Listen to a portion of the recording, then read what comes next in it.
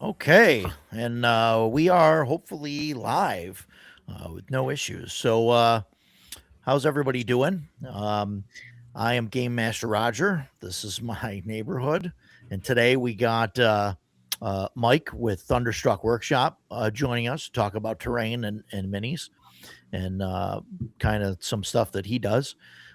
We got Stan Ducato, Troll Den Painting, below me, and as always, Jason. Um, yeah, so we're going to be talking about minis and terrain and all of that fun stuff. But first, like always, gaming and stuff in the last week.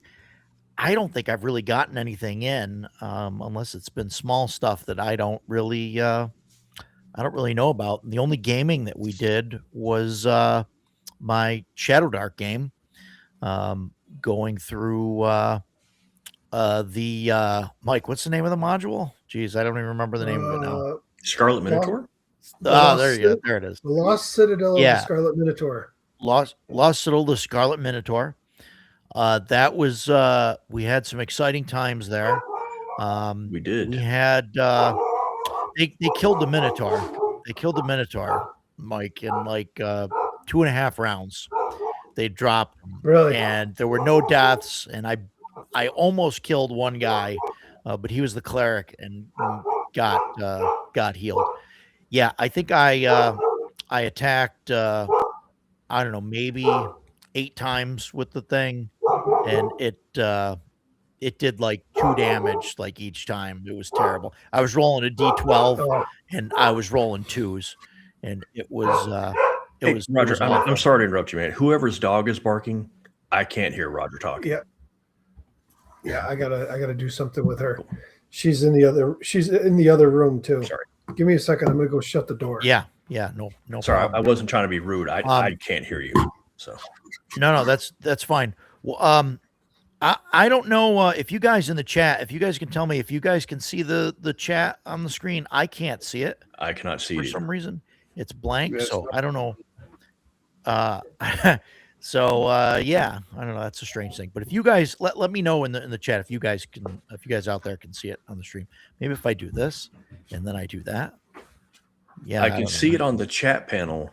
You know, the separate chat. Yeah, panel yeah. I open it up, but I don't see it on the screen. I see that chat. Okay, so they can see the chat. That's fine. So I can see it. Cool. I can see it there. That's fine then, as long as everybody can see it. And then in the corner there, we've got Mike's slideshow going. This is all stuff that I believe that you print and painted all of this stuff.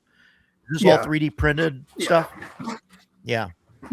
Some of it, some of these pictures are from my games. Some of them were from conventions.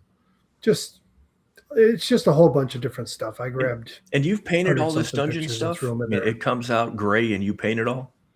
I mean, all the dungeon tiles and all that? Everything. God, man. All of it. Roger posts a link to the chat in our Facebook group. So in order for me to start the podcast in the evening, I have to open up Facebook, go to the messages, and then I pull the link up. And the first thing that popped up when I opened up Facebook tonight was your page. And it was a bunch of stuff that you had said that you were planning on putting on a display table, and it was too much, so you just added to your own collection. It looked like a bunch of village or something. But anyway, I looked at it and I was like, holy crap. It's just amazing stuff. So no, actually what it was let's see here. That building. Yeah. I painted that today. And that was actually for Troy Allman's game. his Shadow Dark game. You had Troy on your Yeah, stream. Cannibal Publishing. Yeah. And I did a bunch of terrain for his game, and we had a full setup, and we printed that building, and I had it all set up on my table, and I said, "How big of a space do you have?" I said, "I don't know if this is you're gonna want this. It's pretty big." So we ended up going a different route. And he was like, "Oh man, well, I feel bad you printed it." I go, "Don't feel bad, man. I print stuff every day. I'll just paint it and, I'll sell it in my booth, or I'll put it in my collection or something." So it's sat here since like last fall. Wow. So this morning I got up and I was looking at it. I'm like, I'm going to paint it. So I painted that today. Nice. You and Ducato both, man. You guys paint, and I know you've had years of practice. That's why you're so good at what you do. But man, like, I'll set a model out and I start painting, and I'm like, wow, this looks like a second grader painted it. And like, I don't ever want to look at it again. Like it embarrasses me that it exists. So. I put the link in the chat. I'll tell you that Mike's shop. Oh, thank you. Yeah, go. My mini painting, I think like those, you can see them right there. They're okay. My mini painting is great for my table. My terrain stuff, I can print terrain all day long. It's nice and easy. It's yeah. That general store that just popped up that we just saw. It looks like yes, old that's West type stuff. What's the scale on that? And this is a loaded question. 28 millimeter. It's 28 millimeter stuff. It's to 1:87. The HO scale is why I'm asking. It's close. They're close. I think HO is, I believe, is a little bit smaller than. So you got to remember that any of the stuff can be scaled before printing. Yeah. Nice. Okay. So if you need a certain scale, the nice thing is Printable Scenery actually has a chart on there and tells you all their stuff is built like out of the files as you get them are for 28 millimeter, and then they'll tell you scale it up by this percentage or down by this percentage for each of the different scales. Wow, cool.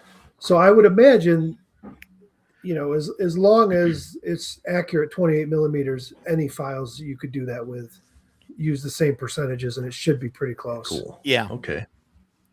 Wow. Yeah. So anything, any of that stuff you can definitely use for, the model railroad hobby. Yeah. Yeah. I'm purely steam. I don't like the diesel era. It just starts kind of looking industrial, and I don't care for it.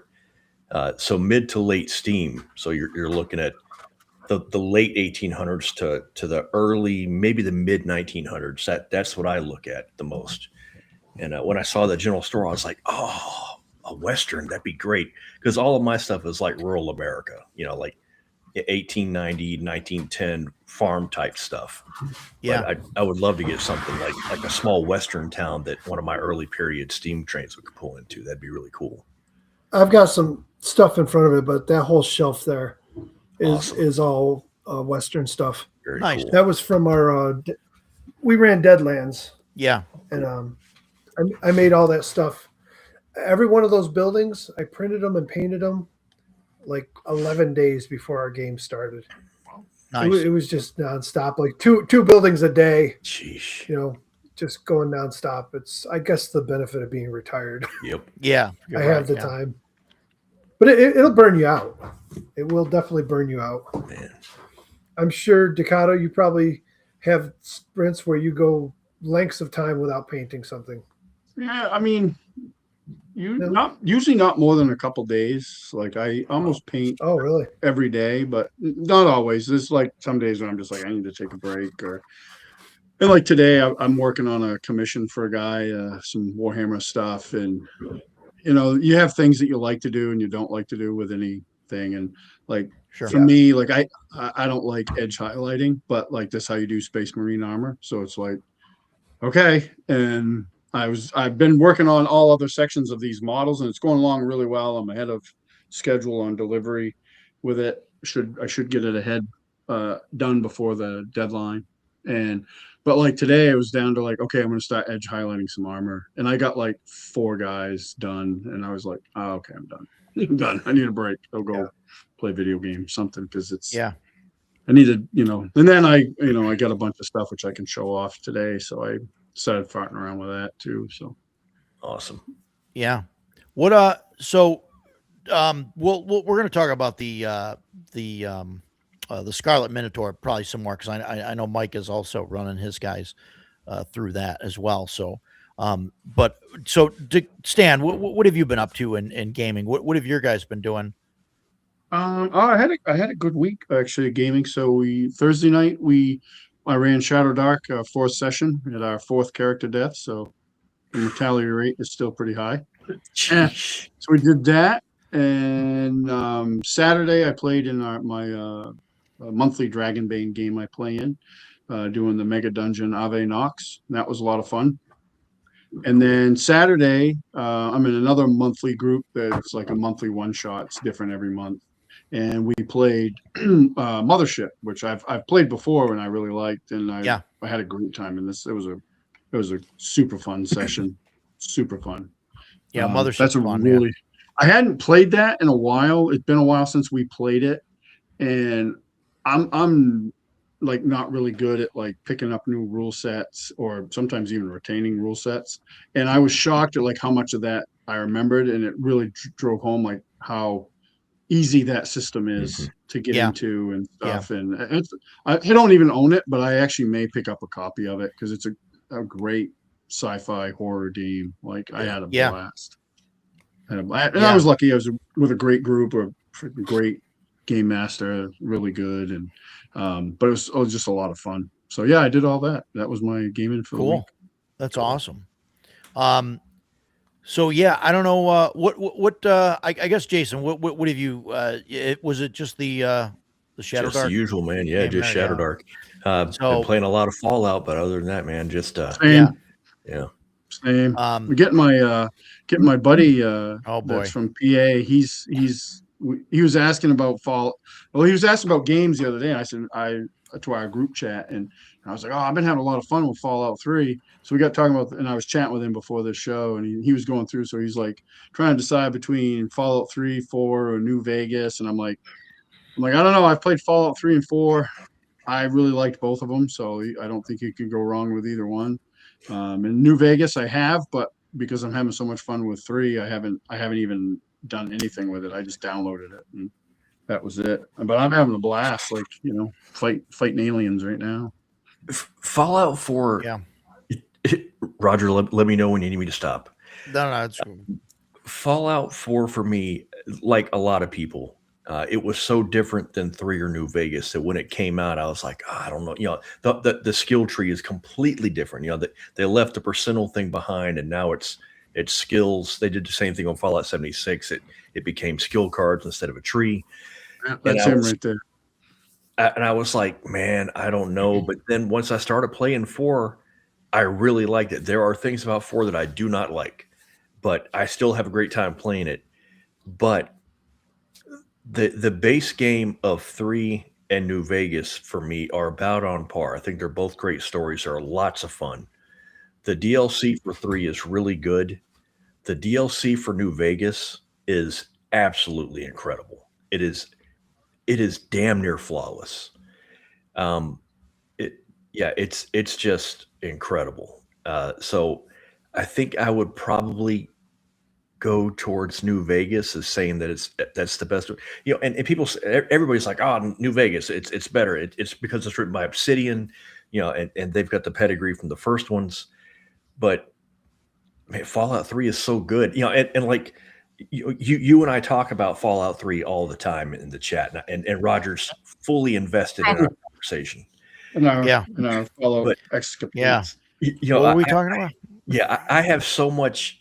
I have so much of 3 memorized that Dakota was like, "Hey, I'm doing this, but I can't figure this out." And I'm like, "Oh yeah, do this, this, and this." And he's like, "Do what?" My favorite was like, "Yeah, store all that crap in your house in Megaton." And he goes, "My house," and I was like, "What house? You don't? Okay." Well, he's like, "Well, the sheriff's dead now." It's like. And like when he said that, I had assumed that he had killed the sheriff. I was like, oh, okay, you're going a different route than I do. But if you've killed the sheriff, go see Tenpenny at Tenpenny Towers and he'll give you an apartment there. And he's like, no, I didn't kill him. So he tells me what's going on. I'm like, oh, well, just disarm the bomb and you'll get a house. And he's like, That's it. I was like, yeah, dude. And I know how long he's been playing. So what's your character? Like level 15, 20 by now? He's probably close to 20. So I was like, you can go in there and flip the switch on that bomb without breaking a sweat. And like, Yeah, it there's was your like house. one click and I had it. And I was like, oh my God. Most people I've been try and do waiting. it at the very beginning. Like as soon as you go into Megaton, they'll try and disarm the bomb. And it's got like a 45 explosive skill required. So it's like, okay, I'm going to level up once. I'm going to put it all into explosives. And then I'm going to take a Mentat. And that's going to get my explosives up just high enough to just, to defuse that bomb. And then I'm okay. But at your level, I was like, this will be no problem at all. So Yeah. you were like, well, that It was didn't easy. even ask me. There you go, man. Yeah. It didn't even ask me like anything about my skill. It was like, do you want to disarm this? And I was like, yes. Click, done. I was like, well, shit, I would have done that a long time ago. I'd realized it was that simple. And now you've got unlimited storage for all the hunting rifles that you're going to need. Have you gotten Lincoln's repeater yet? Oh, yeah. All right. Yeah. All There right. you go. All right. Okay. So All right. so anyway, it's been fun for me living vicariously watching Stan play Fallout 3 again. Yeah, it's been great. Yeah. I get it. Well, I've we'll had a lot of circle fun. back to that. I want It's fine. Yeah. otherwise we're going to go through the whole. Yeah. Whole No. But to answer your question, Roger, yeah, nothing other than Shadow Dark, which is we're still having a good time with. Yeah. Now, Mike, we kind of talked a little bit. I don't know how much you want to talk about your personal game, for in case any of your players are listening or whatever. Jeez. I can't get them to answer in text. I'm sure they're not watching on the stream. What? So I've been rolling poorly as a GM, which I think has helped. I'm not saying that in a bad way. I think it's helped a lot because they've been able to level up pretty quick. And let me tell you, once the guys figured out, hey, we can get this much gold, we got 30 gold, and then we can go drinking all night. Like once they figured that out, with the carousing rules, it's been fantastic. And they go into the thing and they're like, let's find, the treasure and stuff. Let's see. And they're as they're picking stuff off the ground, they're doing the math and saying, hey, we could party for 2 whole days now. Let's go. Let's do it. I got a question. How far away from town did you put the Lost Citadel? Well, so that's the thing. You said yours was what, 3 days away from town? Yeah. Mine mine's 4 hours. It's a Lost Citadel. No, I understand that. So the reason I put it so close is because if I put it far away, if I put it a few days travel away, there'd be a lot more random wilderness encounters. And I guess I don't have to do those. But in at least traditional, D&D wilderness exploration, I mean, you could run into some bad things, and you can have some bad times. So I wanted to eliminate that. So I kind of had the Citadel where it was like buried and then like an opening was found and then dug out. Yeah. My players got their ass kicked a couple times and they proceeded to go outside of the dungeon and camp out there. And they'd camp for the night, set up a watch. I let them use foraging rules to forage for, wood for the fire instead of, because by the rules, three torches, I think, right? For a fire. Yeah. 3 torches combined to make a fire. But I think those rules are intended for if you were like in the middle of a dungeon and you don't have access to firewood and you need to start a fire. Right. Yeah. Sure. So it doesn't make sense that outside in the wilderness, they need to, use torches to start it. Right. Because there's trees everywhere. So, right. And like, and I used the optional foraging rules where they made an intelligence DC check to find a ration.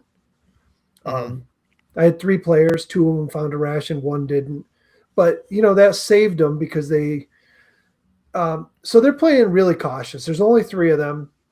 The fighter, the guy playing the fighter, we rolled 3d6 down the line. He ended up with a 12 strength. 12 strength, but he has a 17 on his constitution. He was the only one that rolled anything above like a 14. So he had a 17 constitution, which is +3, and he made a dwarf.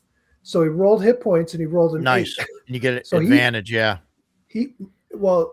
No, You it's get not advantage on hit points. no, they get, well, I don't know if they do or not. They get +2. They get +2 and they get to roll advantage on level Okay. ups. Okay.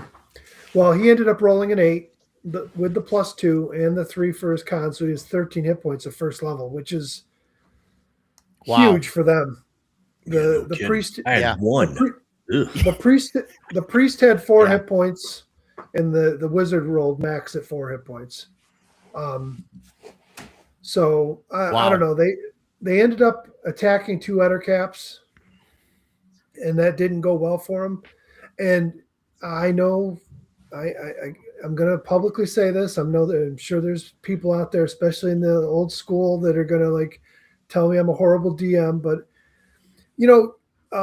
if Jason, you were talking about the monsters in Shadowdark in that book, and how simple they are when it comes to descriptions and whatnot. But another thing you got to notice about them that I noticed right away is Shadowdark monsters. A lot of them have multiple attacks that don't have that in other versions. Like I use the ogre as an example. The ogre, he's a big bad ogre with a 1d12 club or whatever, 2 attacks per round. That's dangerous. Yeah. Well, the Ettercaps have 2 attacks per round. Yeah. They ran into a scarab swarm, 2 attacks per round. So at first level, they're fighting 2 Ettercaps with 14 hit points each with 2 attacks per round. So because this was their first time playing it, they're not used to. We played 2E, so 2E is, it can be as deadly as you want it to be, but by the book, the characters have much more survivability. Mm-hmm. They're not Yeah. used to this, so I decided to knock them down to 1 attack per round on those 2 Ettercaps, and they still almost died. Wow.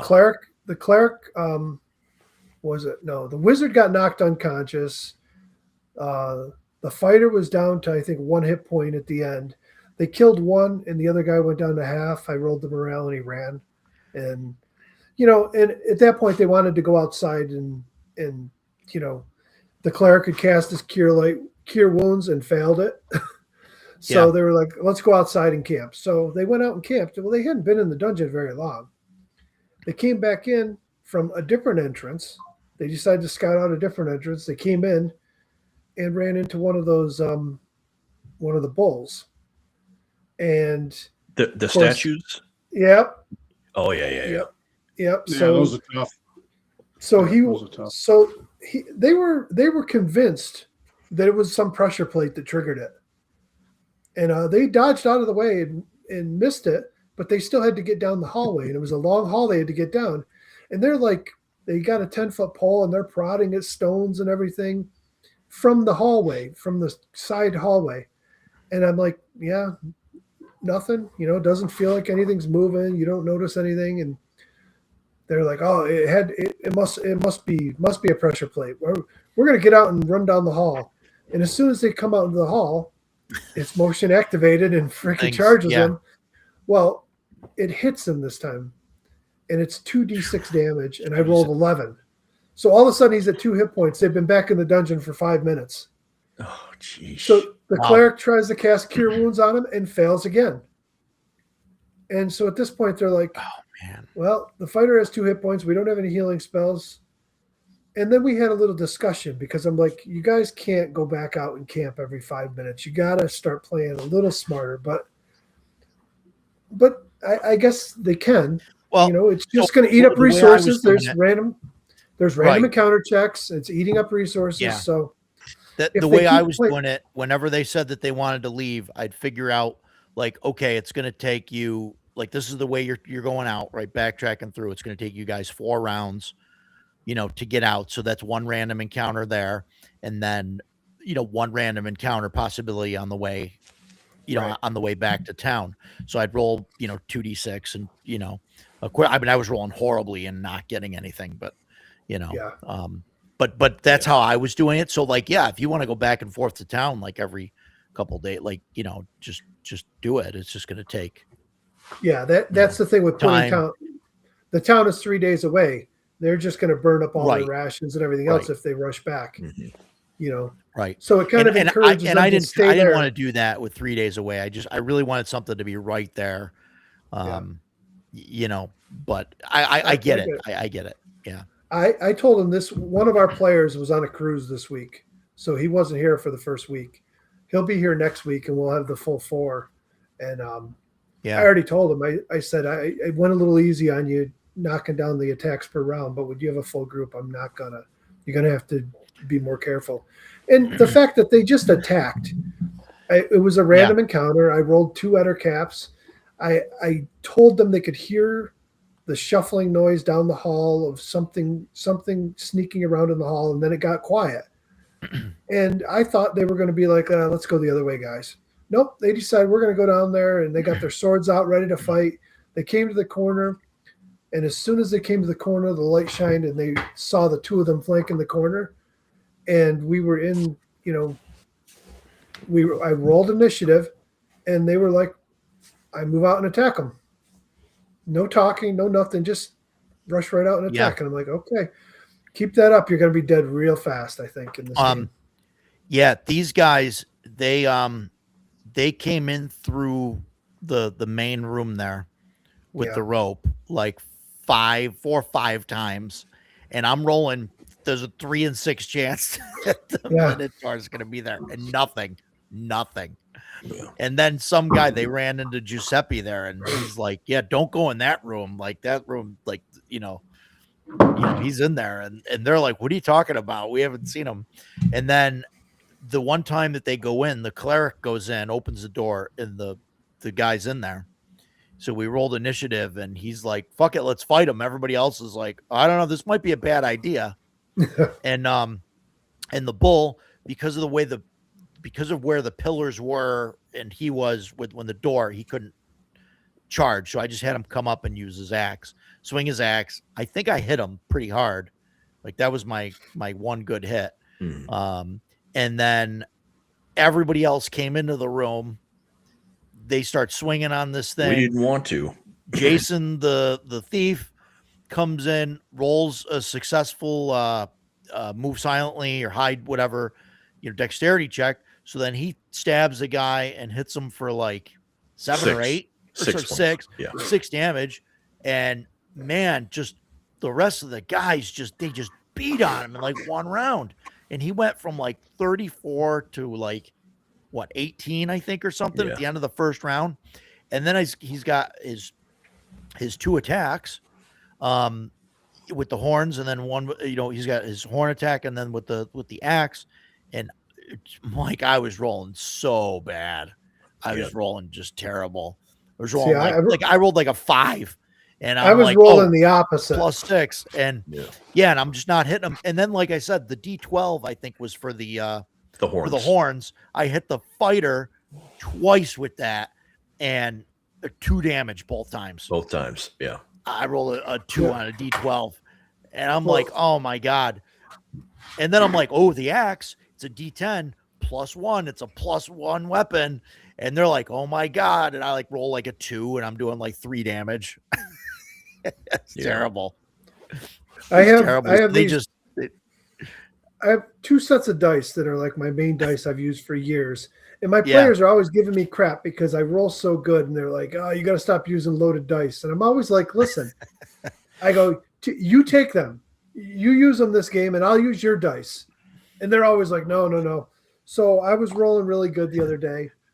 And so somehow Pete's wizard got up in front of the scarab, and it was going to attack him. And he's like, don't use those dice. And I go, well, give me something to use then. So he pulls up a D20, and he goes, use this one. He goes, this thing is the worst die I've ever had. It always rolls bad. I roll it, and I roll a natural 20. Oh, and my God. They just lost it. I was like, oh, my God. I told you guys. So all of a sudden, my neighbor's like, it's not the dice, it's you. Yeah. Just as a point of order here, my guys have not come across the scarab swarm yet, so I don't want to talk about the details on that. Yep. Yep. I'm a thief, man. I'm standing back and shooting my crossbow. I'm good. um, Even that Minotaur. What happened was that my thief opened the door, and then I just stuck my head in just to take a little look, and I saw the Minotaur was in there, and I turned around and said to the party, "It's in there. I think we should go the other way." And Joe was playing the cleric for some reason. And in fact, Joe told me at one point, he's like, "This guy's Yohai." So, Yohai was my cleric and he was always in the front lines. And so Joe was like dead set on playing his cleric like a battle cleric. And so he's like, "Let's attack him." And Ken's playing the wizard. And, at the time I had 2 hit points. Ken has 2 or 3 hit points. And we're both like, "No, this is a terrible idea. We don't want to die." And he goes into the room, and Ken and I are looking at each other, and I almost ran. And I was like, "Okay, I know how to get out of here. We've just entered this place. I know the way out." And Joe ran in, and the Minotaur came and took a swing at him. That was our Leroy Jenkins moment. Yeah, but he only did like 3 points of damage, and we were all like, Yeah, "This might be doable." And then Joe swung at the Minotaur and whacked him for like 7. And we're like, "Okay, the cleric just took a chunk out of him." And then Nabil's fighter came in and did the same thing. And so Ken and I are looking at each other, and I was like, "Shit." So I snuck and I did my back attack, and by some miracle I hit him. I only did 6 points of damage, which was really crappy. But I was just really excited that I still did some damage. I think it was 3.5 rounds we took him out. And quick. And we were all like, in fact, we were cheering. We were super, and I even said after the fight, I was like, "Man, my heart was racing in that." Like, that's the first time that we have had a fight where I was not really sure how it was going to go, and so we were super excited. So we took all the loot, and then we were working our way out and sold a magic spear, and we're like, 300 gold, man. It's gonna be a good night. So that was our sole focus. Like Roger said, our sole focus on this is like, we're not really caring about getting through the dungeon. We're like, scrape up enough gold to go party. And the only thing I can say negative about that is that I have been robbed by the Thieves Guild 4 times in a row. and I'm like, "Okay, can I just use a different chart at some point? I would just like to see something different happen to my character." Yeah. So that was kind of annoying. But something that Roger and I talked about before the game, we are both worried that once the novelty of the carousing wears off, that the game is going to lose a lot of its allure. And we're not at that point yet. There's, this is only our 2nd session. We got plenty of game left, but I worry that he's right. I think the game has a lot to offer that we have not encountered yet. At one point, Nabil's fighter ran off, and I looked at Roger and I said, "He's in the dark." Because the guy holding the torch wasn't leaving, so Nabil runs off, and I didn't say it out loud, but I was hoping like hell that Roger was going to roll like the Minotaur is walking down the hall and Nabil bumps into him, because I want that stupidity punished, and I want it punished hard. Because the game clearly states you don't go in the dark, because that's where the danger stuff is. But we keep doing that. Like, the whole keeping track of that circle of light is still pretty new to us. And so we forget about it a lot. And I really want that to be an important factor in the game. And one of the things that Roger talked about was making the light go from an hour torch to a half-hour torch. I'm all for that. Because the way we played is we leave the dungeon to go carousing so often that by the time the torches get ready to run out, we've already gone back to town. So it's never really a factor for us. Boy, I'm really talking about this a lot. Yeah. There are a lot of things that Shadow Dark still has to offer us that we haven't really encountered yet. But I do worry that once the carousing stops being so much fun, that the game is going to lose some of its attraction. And I hope it does. Well, the nice thing about the carousing is it also scales, right? So like the more you get advanced, you bring in more treasure, that gets you higher up the chart. So I think it could last quite a while that way anyway. My And- concern with it so far is that we've had such a high mortality rate. I mean, I don't mind killing characters, but we've had 4 sessions and 4 deaths, and one of my guys is owning 3 of those. So it's like it's kind of hard to. Yeah. I mean, they've had some really bad luck too, and I've actually rolled really well, and combination of both. And I mean, yeah, I mean, there's some people like in OSR that revel in that character death. I don't really. I mean, it needs to definitely be a possibility. And I mean, I killed several characters in my CNC game, and that's fine. But I also, you want some sort of longevity too, or possible chance of longevity. Otherwise, Right. If you're going to play a longer term game, I mean, if it's a short term thing, whatever, or a one shot, nobody cares in one shot. I expect to die in a one shot. It's funny because Ducato and I actually had this discussion today, and we've kind of thought the same thing. I really love the rules with Shadow Dark, but I know some of the diehard fans will tell you that, any type of game, you can play a long campaign with it, but it really is designed for dungeon crawling or wilderness crawling, whether like hex crawling, and that's the main style of play. And that's very similar to BX and Dragon Slayer and OSE, and that's fine. And there's people that run long form campaigns with them. For somebody like me that ran second edition since '89, that game is really, really made for long form campaigns. It's not nearly as deadly. You have a lot of tools to add to it with, whether you use them or not, with the proficiencies and everything else, things that can, build on your character. So we're going to see how it goes with my group. If, I can already see the cleric was not happy with it. I thought they were going to love the spell casting, but he failed multiple times and he was not happy with that at all. That is why I will not play a spellcaster. I have no interest in that whatsoever. And so I can understand why some people adopt a rule where you can you automatically cast. You don't. Well, generally the rule, you don't lose it until you successfully cast it once. Well, that's not generally the rule. That's a house rule. No, right. That's not generally the rule. That's the house rule, though, that people are using. Yeah, it's a common house rule, I guess. I don't know that I like the house rule though, because then it's just giving you bonuses. What's the point of even rolling? Really? Well, not really, because we have one caster in our group, and he has failed multiple times. Like even when he has a magic missile advantage, he's failed that. We use that rule, and he still goes through spells where he loses spells. Our cleric lost spells. So they're still losing spells in 4 sessions. Man, we had Ken has he's got advantage on casting magic missile. Man, he can cast that thing for days. You know what I mean? He's just like, and if the dice are on your side, you can, but you can still fail. And it's not automatic. Like you can still fail that roll. It just means you don't lose the spell without ever having cast it at least once. Yeah.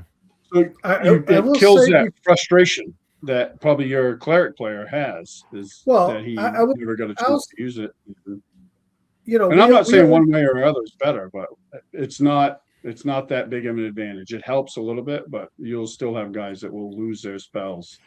Because all they have to do once they cast it once successfully, then the rules as written are what you use. So if he pooches the next time he heals, done.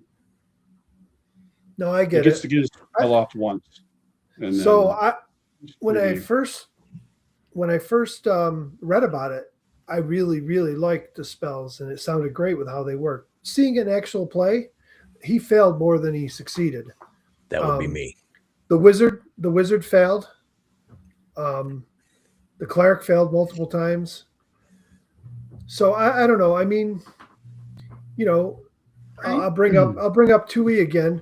There's an in the Spells and Magic book, there was always an optional rule to allow wizards to get bonus spells for high intelligence, the same as clerics do with their wisdom. Mm-hmm. And we always use that rule. So you'd be starting off with a character with 2 to 3 spells that you can cast at first level, which is very similar to this, but there's no failing. If you want to cast your spell, you cast your spell. The bonus with this is afterwards, if you succeed, you get to cast again. But I don't know. Yeah. I don't know. I don't know how I think about it. I played a magic user wizard in 5e to high level, like 15th level, and I played a wizard in Shadow Dark to 8th level, and I much preferred the Shadow Dark wizard for spell casting purposes. Hands down, for me it was. Now I could see a house where you So instead of just saying if the first time you fail, you don't lose it, then either or. If you want to be guaranteed to cast it, you can cast that spell for your cast, and you pass or fail. If you pass, you keep.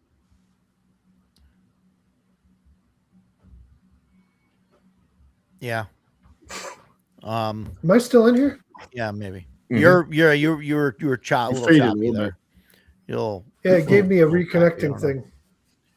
Oh, yeah, you didn't disappear. You were just a little choppy there. Yeah, you guys were still moving, but I had a thing up there telling me it was reconnecting, so I wasn't sure if we were still live or what. Yeah. So, well, that's probably a good segue to. So Shadow Dark is fun. We could touch more on that, later if you guys want to. That's fine. I'm more than happy to talk about it in the games and stuff. But I do want to talk about minis and stuff, because that's why we're here. Yep. But so minis in games, right? Like, this kind of like debate about this is kind of gone on for a while. And Mike, I know you sell terrain and minis, and I think it's fantastic stuff.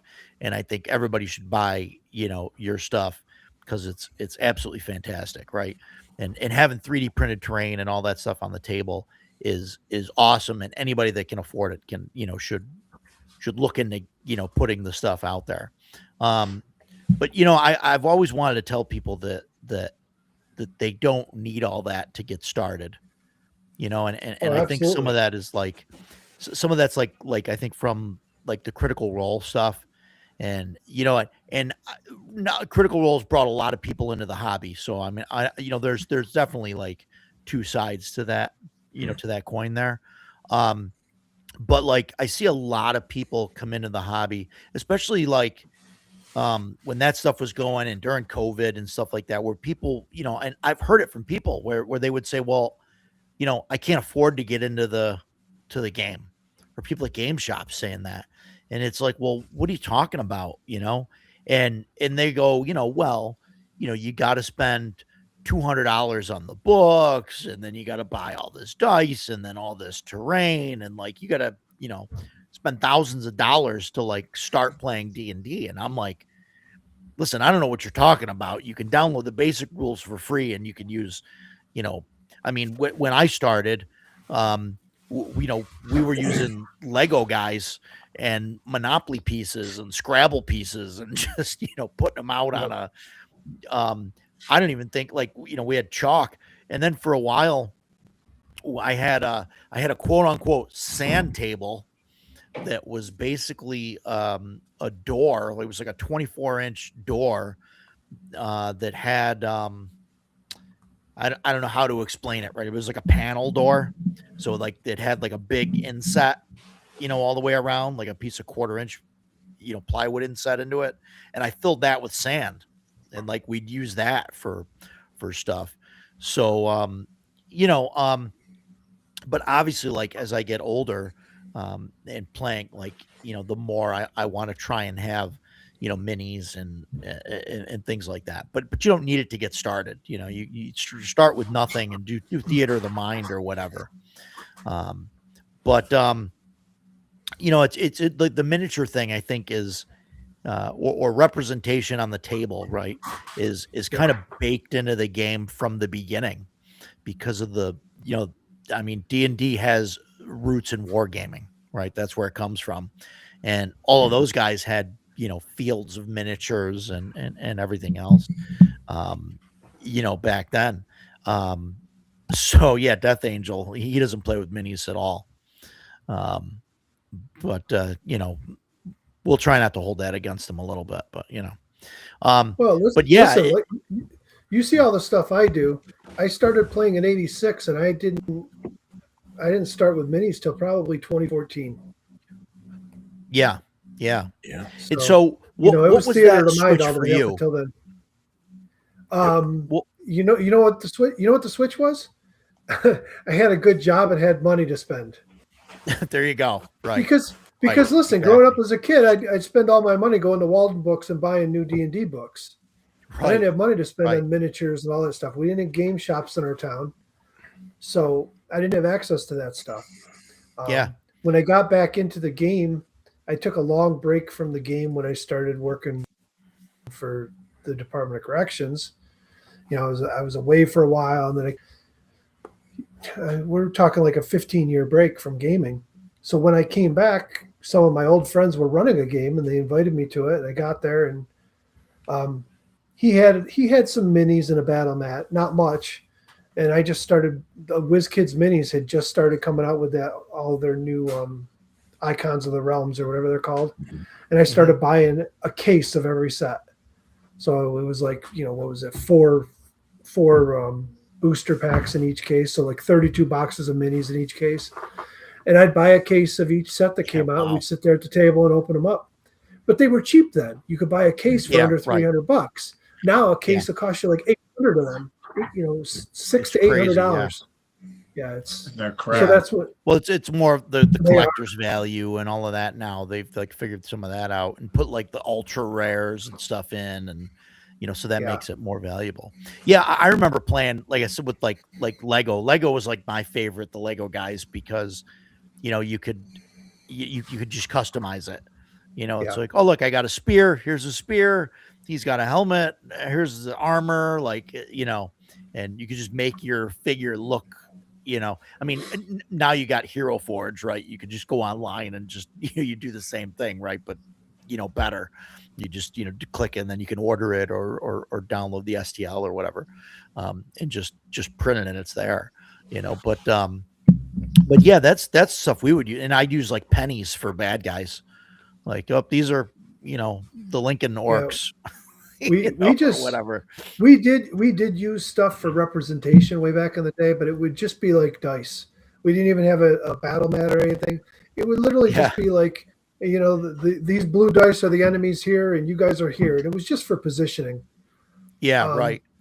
We went through. When I first started, I only had the dice that came in the basic box set that I had, and that's why we were using like Scrabble pieces for for minis and stuff, just because we had one set of dice, that 5 people were using, to roll. Yeah, and now I have thousands of minis. You can see those pictures there. Yeah, just just armies, those glass shelves are 36 inches deep, and I don't know how wide they are, but man, I've got 6 shelves that are just minis.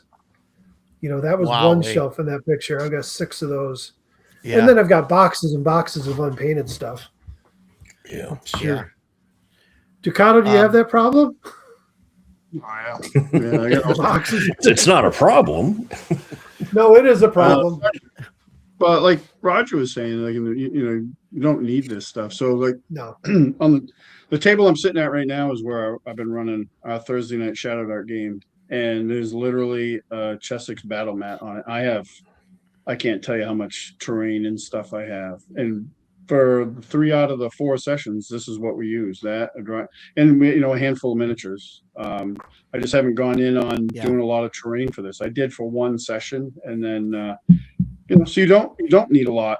You don't even need to buy a battle mat. Go buy a roll of Christmas wrapping paper and unroll it and flip it over, because it has a 1-inch grid on the back. There you go. or go buy, if you want to be a little bit more fancy, you can go buy a 1-inch gridded easel pad of paper. I have one of those with hand-drawn maps on it. Yeah. That's what I used when I first started in miniature. I had miniatures. I started doing miniatures. I mean, I had some as a kid, but not a lot, and we didn't really use them in games. I always liked miniatures because I was an action figure kid. So like I loved action figures. I still do. So miniatures were like my fantasy version of action figures. So, but we didn't use them. I didn't really start using them until 3rd edition D&D because that, that's where the grid came in, and it was geared towards that. And I got into it, and I started slowly, building my collection over decades. And I didn't really, I mean, I had stuff and I was painting a lot of stuff, but I never really went all in on it as much until I taught my son how to play. And I did that for the immersion factor of it. Like he liked miniatures and stuff. Sure. So he was a video game kid, and I knew I was competing with video games. So I wanted to make the game for him as immersive as possible to try to hook him in, and it worked. So, and then it just snowballed from there and became like, an addiction to that stuff. So I'm always fighting the urge to buy something, I think I'm over squares at this point. I'm over 1-inch squares. I just don't care anymore about like the distances and stuff. I don't care about players going, here's 5, 10, 15, 20, whatever. Like it doesn't matter. It's like you could just go there. I just want to abstract it. I actually just got this question. I have a video on my channel. It's about why I like Castles and Crusades, right? And somebody just left me a comment on there, and I was going back and forth with him. He was asking about that, like, what do I do? Like, because in that video, in the backdrop, I built out like this Dwarven Forge thing, and that's just as a kind of make it better than looking at my ugly mug, so they can look at that. And he asked me about it, and I said, well, I do a combination of things, right? Like I'll use a 1-inch grid, I'll use I use a ruler sometimes because I don't like, because if I have like I say a forest scene, and it's usually that's something I've built, I never put a grid into it because I've seen people do that and I think it looks awful. Like, so part of the thing with terrain for me is presentation for the group. That's part of my enjoyment. And I just think that like you craft this thing, like you build it out of whatever, and then you carve this unnatural 1-inch grid into it just to get the grid. I'm like, I've seen some really good stuff that's been, in my opinion, ruined by doing that. So we just use a ruler, and I always pretty much always on the side of the players. Like if it's it's fucking 6.5 inches, close enough. Like whatever. We do that. I've got a regular customer that buys Fat Dragon Wilderness tiles from me. He orders every month more stuff to add to his collection. He insists it has to be the gridded. It has to be. Wow. I don't print the gridded stuff. Bad, though. No, that's it's not as bad, but it's but still, like, you don't need it. No, you don't. If you don't, and what people don't know about, like, say, Dwarven Forge is a lot of their stuff that, like, say, isn't a dungeon. They have basically a grid in it, but it's very well concealed. Like it's certain like little land features in there. Yeah. If you know what you're looking for, you can measure the distance. Like we use a ruler a lot of times just because it's fast. I mean, with a grid, you don't need it, but and I don't mind use a ruler anymore. I don't mind like Shadow Dark. It's close, near, far type stuff. Dragonbane's similar. Yeah, I don't mind that either. Yeah. The thing with close, near, far though, like my players were confused by it, and I'm like, not to say that it's complicated at all, but it's no different than saying, I mean, close is melee range within 5 feet of you, and that's near, right? Or close? No, close. Near is 30 feet. Near is 30 feet, and far is beyond 30 feet. Yeah. Line of sight beyond 30 feet. Yeah. You know what? It did create a little bit of confusion for my players when they're like, how far can I move? And I'm like, you can move near. And they're like, what does that mean? I'm like, you can move up to 6 squares. So when 30 we're doing feet. it, right. Yeah. Right. So So, Yeah. which is the same as like Castles and Crusades, I believe, is 30 feet, Mhm. and Yes, that's 5e right. was 30 feet. Yep. So I 30 understand feet she is wanted. standard. I think. Well, it is standard for new school games. 40 Not feet, necessarily- yeah, was in older stuff, BX and stuff. I think it's 40 feet, but yeah. Well, like Yeah. second edition is like freaking 60 feet Yeah. because it's 12 Well, squares. you had indoor and Oh, outdoor right. movement, and Yeah, Yeah. that got a little yeah. complicated, I It's think. definitely more. It's definitely easier this way. I just told them. I said if it's going to help you, just forget about near, close, near, and far, and just you know you can move up to 6 squares. You can move up to 12 if you're not going to take an action.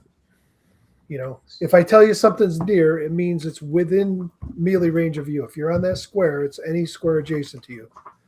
You know, so we don't. Yeah. I don't really count squares except if we're doing dungeon crawling. We'll usually count out the squares and keep track of actual movement. Everything else, like if you see, like you've seen my battle mats that I have on the tables at the conventions, those are my regular game mats. I didn't buy them with any of them with grids. You know, I Yeah. don't want grids for that stuff, especially outdoor stuff. I'm more like just, can I move here? Sure. Yeah, that's good enough. Or no, that's a little Yeah. too far. You can move to about here. We kind of do it within reason. Yeah. The only time we Right. might measure it out is if they do a spell effect that has a defined value. Then Right. we might measure it out and say, Mhm. But other than Yeah. that, yeah, we kind of stay think- away from the grids. I'm enjoying Shadow Dark because it doesn't exactly like call that stuff out. It doesn't say like Right. it's this exact length and this exact diameter, and so it's these squares and like stuff. It's just like, oh, everybody within near of where this thing lands takes damage or whatever, and that's it. And it's like, okay, cool. We can, we could just say, hey, it's these, figures. It's right a here, hard that's game it. to get started, though. When my You guys know. rolled their characters, that fighter, he rolled really well, but he rolled 20 for his starting Hmm. gold. He started the adventure with no armor. He Yeah, still has no We armor. had our fighter too. Yep. He Yep. was wearing leather. We finally got him chainmail. And that's one thing that we keep going back to Shadow Dark. Yeah. He's wearing chainmail, and we're like, okay, we're going to go party. And I'm looking at him like, aren't you still wearing chainmail, dude? And, okay, dude, take 120 gold to buy the plate mail. And then we're done. We don't ever have to worry about it again. But we haven't. I think he's still wearing chainmail. Fine. It's not my character. I don't care. I have leather and a dagger and a crossbow. Yeah. My thief is good to go. Well, I mean, It's up to he him. wanted the gold to get to that 300 level, to get that plus two. That was the priority. And all he It did was is make great. a friend with It's another great. priest. So whatever. I don't care. But yeah. So It's been, have you pretty cool. you were talking about the carousing and you were worried about it getting old. Well, what about pulling out the GM companion there from I Joey will. Funster? I will. 'Cause he's I got carousing might. stuff in there. He does. There's that, and there's the shucked oyster stuff Yep. that I want to use from Black Lodge. I have both of them coming. I ordered both. It's good stuff. Yeah. There's some cool things with the shucked oyster that happen as part of carousing and stuff. So that's kind of neat. But yeah, my goal is to switch into that stuff. For right now, I wanted to run 6 sessions of just pure Shadow Dark. That's what Here I'm it doing. is, and we're making notes, and then after that, if we're gonna go forward with it, then I'm gonna add in the extra official classes, the Bard, the Ranger, the Paladin, Warlock. I think is in the new stuff, things like that, and then I'm gonna go into the different, using different carousing tables and whatnot. But I wanted to just give it a go as just, core book and see where it goes from there. So Yeah, I like it. I like it enough that even the few little issues that I'm having with it, just from the get-go, I think that I'm doing the same thing. We're going to run it by the book as it is for a set amount of sessions. Not sure how long, but we're going to do a set amount. Nothing but the 4 core classes, none of the curse scroll stuff. Yep. But once that time's gone through, I want to sit down with them and just say, unless there's some glaring issue that makes us not want to play it, I'm just going to be like, okay, which parts don't we like, and how can we change them to fit our group? Yeah. Because the Yeah. core of the system is great. It is I think so definitely too, yeah. deadly. It is definitely deadly. But I do, I think like the adventure that we're running is intended to be deadly in that respect. It doesn't always need to be that way. You can run adventures that Yeah. aren't nearly as deadly as this. You can add a Sure, lot more sure. role play into it. You can make it into a long form campaign without breaking anything. It's Well, that's my goal. yeah, That- the that's my bones goal. are there to do it. Yeah, no, that's so, and it's interesting to and we'll you and I obviously we'll keep in touch about it, but it's interesting because we're going through the same Yeah. dungeon and the same starting thing. So Your so guys it's are way interesting, ahead the of mine. differences and stuff. I'm telling you, they had These guys have just been methodical of We have room been to room so lucky. So yeah. lucky. You talked about the 2 adder caps, thumped on your guys, wiped them or came close to it. We took on 5 adder caps or adder caps, whatever, and came out on top with honestly barely a It scratch. was crazy. And it was just Crazy. and I'm watching Roger roll his dice, and I'm like, thank God, dude. So bad. he needs better dice. And then like me, I'm notorious for rolling poorly. I'm standing in the back with my crossbow, and as long as I'm not moving, I'm shooting once every round. I have a +5 to hit with my crossbow. And it only does D6 damage, so it's not like I'm going to one-shot anything. But I'm hitting consistently, which at over 3 rounds, I've done 15 points of damage. That's a dead creature. And we've just been incredibly lucky. But Yeah. and also, like Roger said, we've been really methodical. And a couple of streams ago, maybe it was last stream, I don't know, but I was talking about how much I love playing the thief in this. I don't have to, I know that if I walk into a room and I tell Roger I'm looking for traps, and he says, "Okay, roll your dice," I'm going to roll a 1. That is going to happen. The trap's going to go off. I'm going to be dead. Shadow Dark, I don't have to worry about that. I can relax and play my character and have a good time with it. We walk in somewhere and I think, this looks like a place that I would put a trap in. Roger, I'm looking for traps. And then if he asks me, I tell him what I'm doing, but usually he's like, you found something or you didn't find anything. Yeah. And I'm like, okay, cool. There's no roll. Yeah. Well, just remember, there's no roll if there's no danger. Right. Yeah. And the book says that too. So if you have a higher quality lock or a higher quality trap, or you have a time constraint, or you're sure, then there could be a roll, there could be disadvantage, there could be a lot of factors to it. But just in a general, like, hey, we cleared this room, we're catching our breath, I'm going to go over here and try and unlock the door, then you shouldn't have to roll.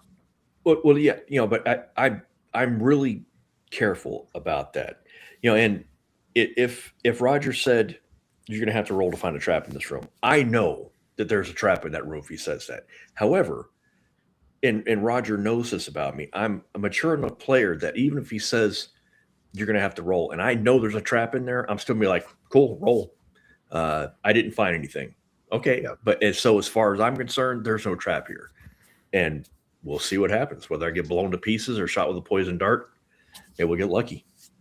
So we talked about those, the bulls, the bull statues.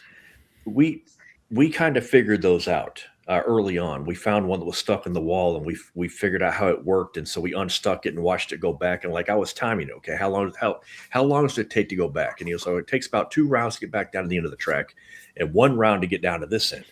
So like I'll jump out in front and jump out of the way, so the bull starts coming down, and we know, okay, 1 round, bang, and now he goes back. So now we've got 3 rounds to cross over this pathway. He's going to go back for 2 rounds. He's coming back for 1. And we were playing Sunday. We triggered it. Bull came up. He started going back. 2 guys went across, and I said, I go across. And Roger looks at me. He's like, the 2 guys took up the 2 rounds. That bull's coming. And I said, my guy's stupid. The guy in front of him went, so he's going too. And Roger was like, okay, cool. I had to do a dex check, and by the grace of God, I did really well. So, made it past the bull, and we were okay. But we've kind of got that trap figured out. But and this is something that I was kind of like bringing Roger's attention to. the end of that hallway is well out of our circle of light. Yeah. So we don't actually know if that bull's coming or not until he's 30 feet away from us. And then it's ouchie time. So yeah, either way, I'm still having a good time with it. But yeah, boy, we keep coming back to this. We've just been very, very lucky, and we're trying to play it carefully, and that helps a heck of a lot. I found that Troy, I did get Will's info. I think Mike, you sent that to me. I did. Right. Yeah, it's his contact info. Yeah. No, I'm definitely going to be in touch with him at some point, and we'd love to get him on. I want to dive into his game a little bit first. So I want to get Shadowpunk to the table and at least give it a run. So that this way, when we talk to him, we actually are all on the same page. So one thing, one last thing I'll say about Shadow Dark. The one thing I found, there is one area of Shadow Dark that fails just as badly as 5e does. Oh my God. Oh my God, Mike! This is the worst. Jason was asking me about it. This is the most worthless GM screen I've ever seen. No, I think there's like one panel that's got useful stuff on it. Yes, I don't remember the treasure panel on the right. We were looking up something, and that one, yeah. I opened up the book, and it's on the front page. You open the book, and it's got those two panels of rules on it. And I was like, oh, it's right here. And I looked, and I said, it's on the GM screen, and he goes, no, it isn't. And I was like, really? I've got one and a half panels as random names. But apparently the one for the Western Reaches, when it comes out, is going to be more utilitarian, more DM friendly. So there's a new version of this core screen coming out with different art on it. I've asked in Discord, and nobody can seem to figure out if it says it will have a redesigned layout. It's going to be different. No, it's going to have different information. No, it's going to have different information on it. Well, that was not confirmed by Kelsey in Discord because we asked. No. Okay, I think that was confirmed on the Western Reaches Kickstarter because they had a poll or whatever for it where they were asking people. So what it says on the Kickstarter is that the layout has been changed. So you take that for what? Are we just moving things around because somebody said they were redesigning it to make it more efficient. But no, listen, if they come out with a new one that's got actual tables that are worthwhile in it, I'll buy it. But I had it as an add-on, and then when I was told they didn't think it was changing, it was just going to have new art and a new layout, I canceled the add-on, and I figured I'll wait. Yeah. I'm going to make my own cheat sheet. Yeah. No, the other thing too is, a lot of the information that you would need is literally on the first inside cover and first page of the book. So I think that's part of the reason why the screen itself has different information on it. Yeah. Like the core rules are right there. So when the Western Reaches comes out, I put the ad on there. I bought the premium book, the new one. Yeah. With the Smithsonian lay flat. Mm-hmm. That would definitely help when it comes to that because now this book you can't lay it open. It just doesn't really. What's that? You got to break it in. Yeah. No matter how much you break it in, I don't think you're going to lay that front page open without breaking. I am right now. I am right now. It's fine. Okay. All right. I guess if you bend it backwards and break the spine, you can. That's what I was thinking. I don't know, Stan. Maybe you got a special copy or something. I don't know. Mine won't stay open either. Do you have the limited one? The limited edition? Yeah, I don't use that one at the table. No, I don't use that one at the table. Oh, okay, that's the one I have. I have it at the table, but I don't like using it unless that's your green cover, right? Yeah. Cool. I don't have that one. I wish I had, but I don't. Yeah. That one's different because it has different paper and everything too. So I think it's bigger than the standard. Yeah, I'm sitting here smiling because I'm just watching the four of us debate on this. I guess I lied. It sits open.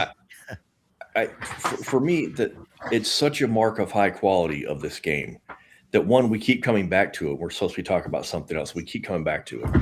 The four of us, and I'm seeing comments and by the way, guys in the chat, I'm sorry, we're really not involving you too much in this because it is still not showing up on our screen. So I'm seeing you in the little tiny so chat weird. over here, but we're not trying to ignore you. It's just the stream's not working. But we keep coming back to Shadow Dark, and the things, like we're talking about things that we don't like. Maybe you could change a little bit this, but there's nothing that's like this breaks the game. This sucks. No. The worst comment we've had to make about it so far is that the GM screen could use some refinement. Holy crap, dude. Yeah. How many times are we going to talk about Shadow Dark and we still haven't found anything about it that's like, if only, man, Kelsey did such a good job with this. It's so freaking cool. It's fantastic. Yeah. Yeah. And, it's Mr. Goats. Are you guys Shadow Dark is so good. Everybody says Shadow Dark is good. It's just so cool. Are you guys not seeing the chat on the right? Mm-mm. So we can see it, Mike. panel. We could That's see it why I on the can right through Restream, but the video that I see that has the 5 of us or the 4 of us with the thing to the right of that, there's just a blank blue rectangle for me. Yeah. That's what I'm seeing. Yeah, that's what I I'm got. seeing. That's supposed to be showing us the chat that's on the stream. Oh, I don't know if I could see it in the chat change window. it to go there, and then Now it's gone. see if well, I tried to disable and then re-enable it, but it's not working. Can't see it. Yeah, Everybody else I out there always supposedly see it. So I only see the ones that you highlight or whatever. That pop Yeah. up. So, I have but to go check that YouTube channel. So I mean there should be a chat button on the right that you can get that'll pop out that'll show you the chat. But if you click but the chat button, it comes up and it shows there. it'll show you there, and everybody else can see it at home. So that's that was my main concern anyway. So that's so that seems to be working. So that's fine. So I'm okay with that, and I've checked it. I can see it if I look on YouTube. So, but another restream glitch. No. Yeah, another restream glitch. Could be. At least nobody's dropping out like it was last week, and I saw that was happening on Tank Cars stuff. And I think was that happen on your channel as well, Death Angel? I know there was another channel that I saw that things were dropping in and out. But so where were we about minis? How far did we get in that? We were talking about our early miniature experiences and whether we liked it or not. Early miniature experiences. Yeah. When you talk about whether or not they're needed, I mean, you saw the pictures from my game. I'm not using any terrain this. Yeah. I spent a little bit of money because I went and printed them out, blueprint, scaled it up to 1-inch squares. So my entire table is covered with a map. Yeah. The map of the dungeon. And I'm not really hiding it. I decided for this time around, there's no fog of war. It's working as it is. And it's fine. They're having a hard enough time as it is getting used to it. So I'm okay with it. Yeah. And they're like Jason, it's if they try and it's like when you got a thief, he goes to hide in shadows. Okay, make a roll. He's going to roll it out there and he fails it and he goes, well, I think I'm hiding. It's not going to change because he's already decided what he's doing. So whether he pass or fail, he's going to do it. Yeah. That's one of Roger's house rules, and I love this house rule. I'm going to hide in shadows. I'm going to move over behind the orc. Okay, you move behind the orc, and now roll your hide. Now we're going to find out whether or not the orc knows you're there. I really like that. That way, I rolled a 2. I don't want to do that. No. You've already committed. That's what you're doing.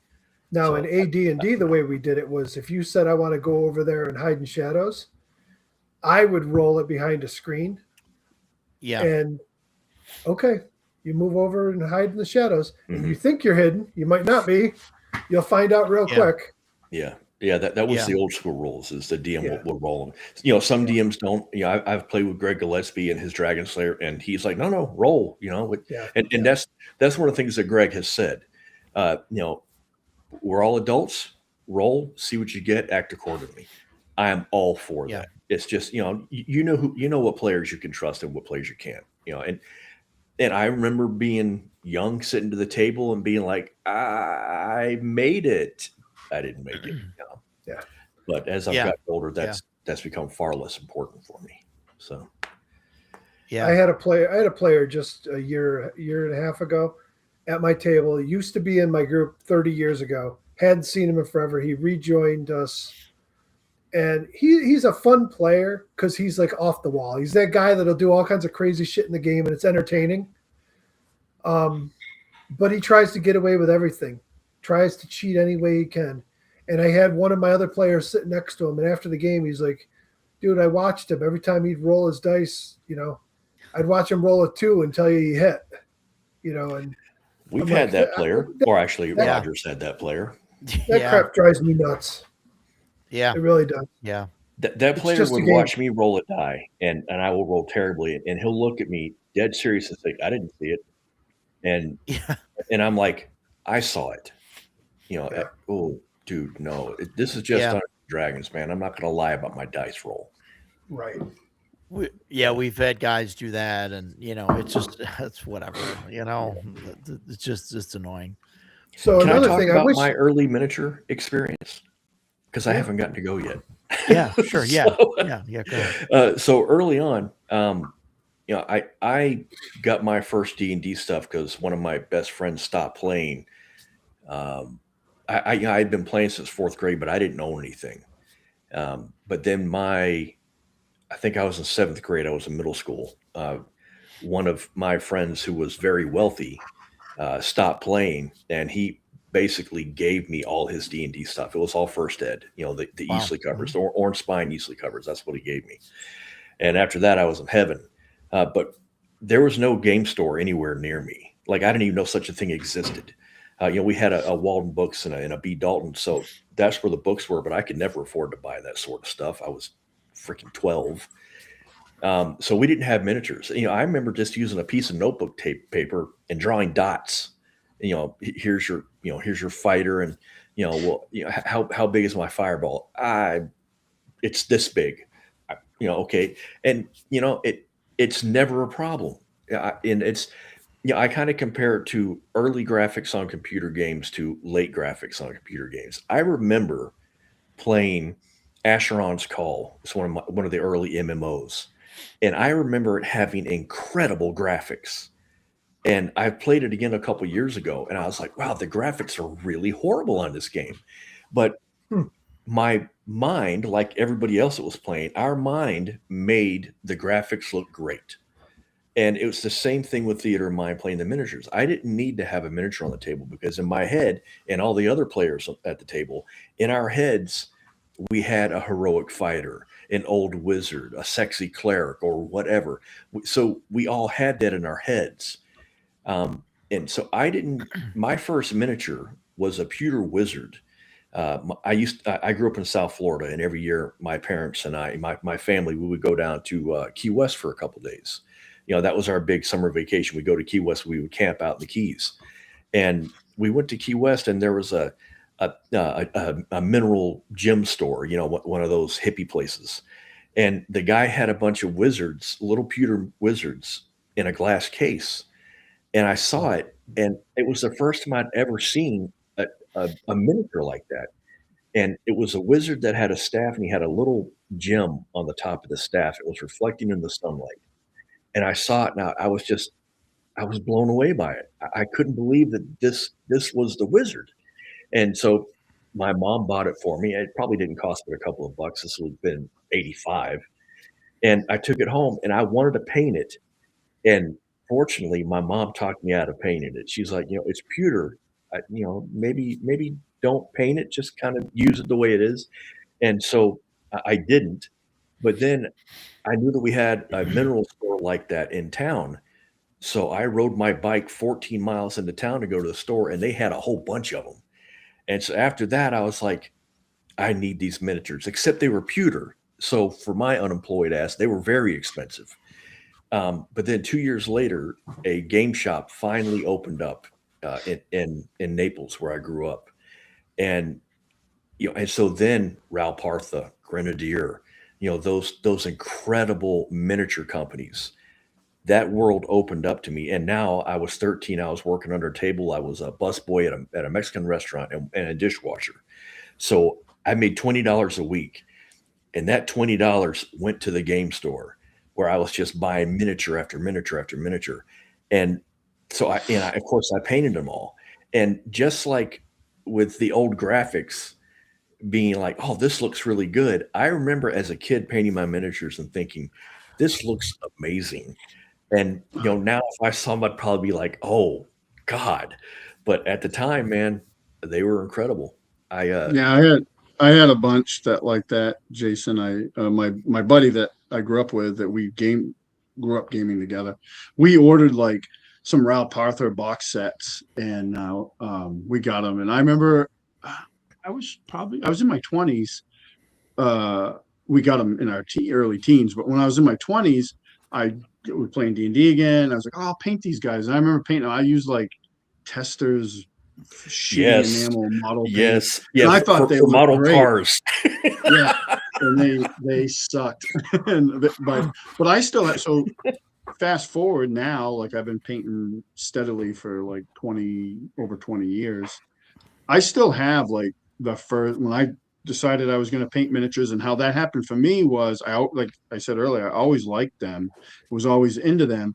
Well, Dragon magazine, for a while, they had an article in the back, and it was all about paint miniatures. It's when they had their chainmail game during third edition. So I would read those articles, and I was like, I think I could do that. So I started buying stuff, and I had this old, I still have it, this old Warhammer Quest, the original Warhammer Quest game. Yeah. And there's a Minotaur in there, and I painted that, and I still have it, and it's awful. And but at the time, it's really bad. And I've come a little ways since then. So check this out. My father-in-law used to play, he's gone now, but he used to play Dungeons and Dragons back in the 70s. And when my wife and I got married, he and I ended up talking about Dungeons and Dragons somehow. My wife knew that he played D&D when she was a kid. So hang on a second. My wife's bringing me tea. She must have heard me. Yeah, so Edgelord does slap chop. Yeah, prime with black, dry brush white. Sometimes you do a like a zenithal with that or whatever, so you come from the top and do the white and then do speed paint. Yeah, and it works really, really well. So about 6 months after my wife and I were married, I got these in the mail. Oh, those are great. Oh, nice. And all the miniatures are in here, and most of them are unpainted. He painted one of them. But the thing that made me laugh about it is the AD&D Action Art Painting Guide. It's nice. It is paint by numbers for D&D miniatures. That's awesome. And all the paints are still in this thing. I have no idea if they're dry or not. I don't want to open them up. But I'm looking at it and I'm like, eventually I will need to paint these things. I don't know if I can bring myself to do it, man. I'm just like, these things are 40 years old. I'm just so cool that I have these things. So I'm not a huge fan of Reaper paints, but when I first got started, I bought a bunch of those Reaper kits. They come in a little black case, and they would come with all the paints you needed and a guide on how to paint each one. And they had ones that were, would teach you dry brushing and teach you different techniques. They'd come with the brushes and whatnot. And those were a good start. I mean, I'd recommend them to anybody that wanted to try it. I just don't like the Reaper paints. I don't know, they just. I used the Reaper paints for a long time. I mean, I use, and they're all right. Stuff, but I have a bunch of them. I think they need to. I still have a lot of them. The Reaper paints need to be thinned a little bit, and then I think they're okay. I mean, I don't know. Edgelord mentioned slap chop, and then you guys talked about it. I have no idea what that is. Can you please explain what that is? He kind of mentioned it. So basically, you just Stan. You want to take that, Stan? Yeah. So actually, remember one of those you asked me one time about prepping a miniature and painting a miniature, Jason. I put up the first video was god awful, but basically that's how I did it, right? So Usually you don't have to do it this way, but usually you prime it in black. And depending on what you do, some people go right to white as a dry brush over it. And then, but sometimes I'll do gradients of that, like depending on what I'm doing. If it's something I don't really want to put a lot of time and effort into, I'll just go to white. But I'll do like a gray and then I'll do a white. And then what it's designed to be used with is like speed paints or contrast paints, stuff like that. So what happens is once you've done that prep, black, gray, white, say, then you go over it with a speed paint. It does the shading for you. So Games Workshop, when they first released contrast paints, that's their version. They put out, I think, some of the worst videos on how to use those, because I bought a bunch and then I followed their instructions. I bought, their white primer or their off-white primer and tried using them, and my results completely sucked. And it wasn't until I saw a video about the slap chop method and I tried it, and I had enough good results where I was like, okay, I won't throw these in the trash. That I kept doing it. And I think I was telling Death Angel in the chat, the thing I like about slap chop, one, it is fast. So like if you just want to put something on the table, which is what most game masters want to do, it's great. And you can get really good results. Once you get it, it takes a little bit of practice. The big thing with like any speed paint or contrast paint or any whatever they call it, every brand has a different name for it, is brush control is the big thing, right? You have to, you don't want to get stuff in other areas because then you got to like do all those stages again. The prep stuff again. Whereas with regular paint, there's stages of regular painting where it doesn't matter where you get the paint. I remember you telling up anyway with more paint. But with speed paints, it's different. You want really good brush control, which it'll teach you if you keep at it. Like I think we discussed that in our group chat, and you and Roger were telling me about that. I used to have hundreds of miniatures, and I gave them all to Roger. I got tired of seeing, my plastic miniatures that I knew I was never going to paint, and even the ones that miniatures, and even the ones that were like the full color ones that came with the WizKids games way back when. I was just like, man, just take these. We'll use them. We're playing. I'm never going to touch them. Just take them.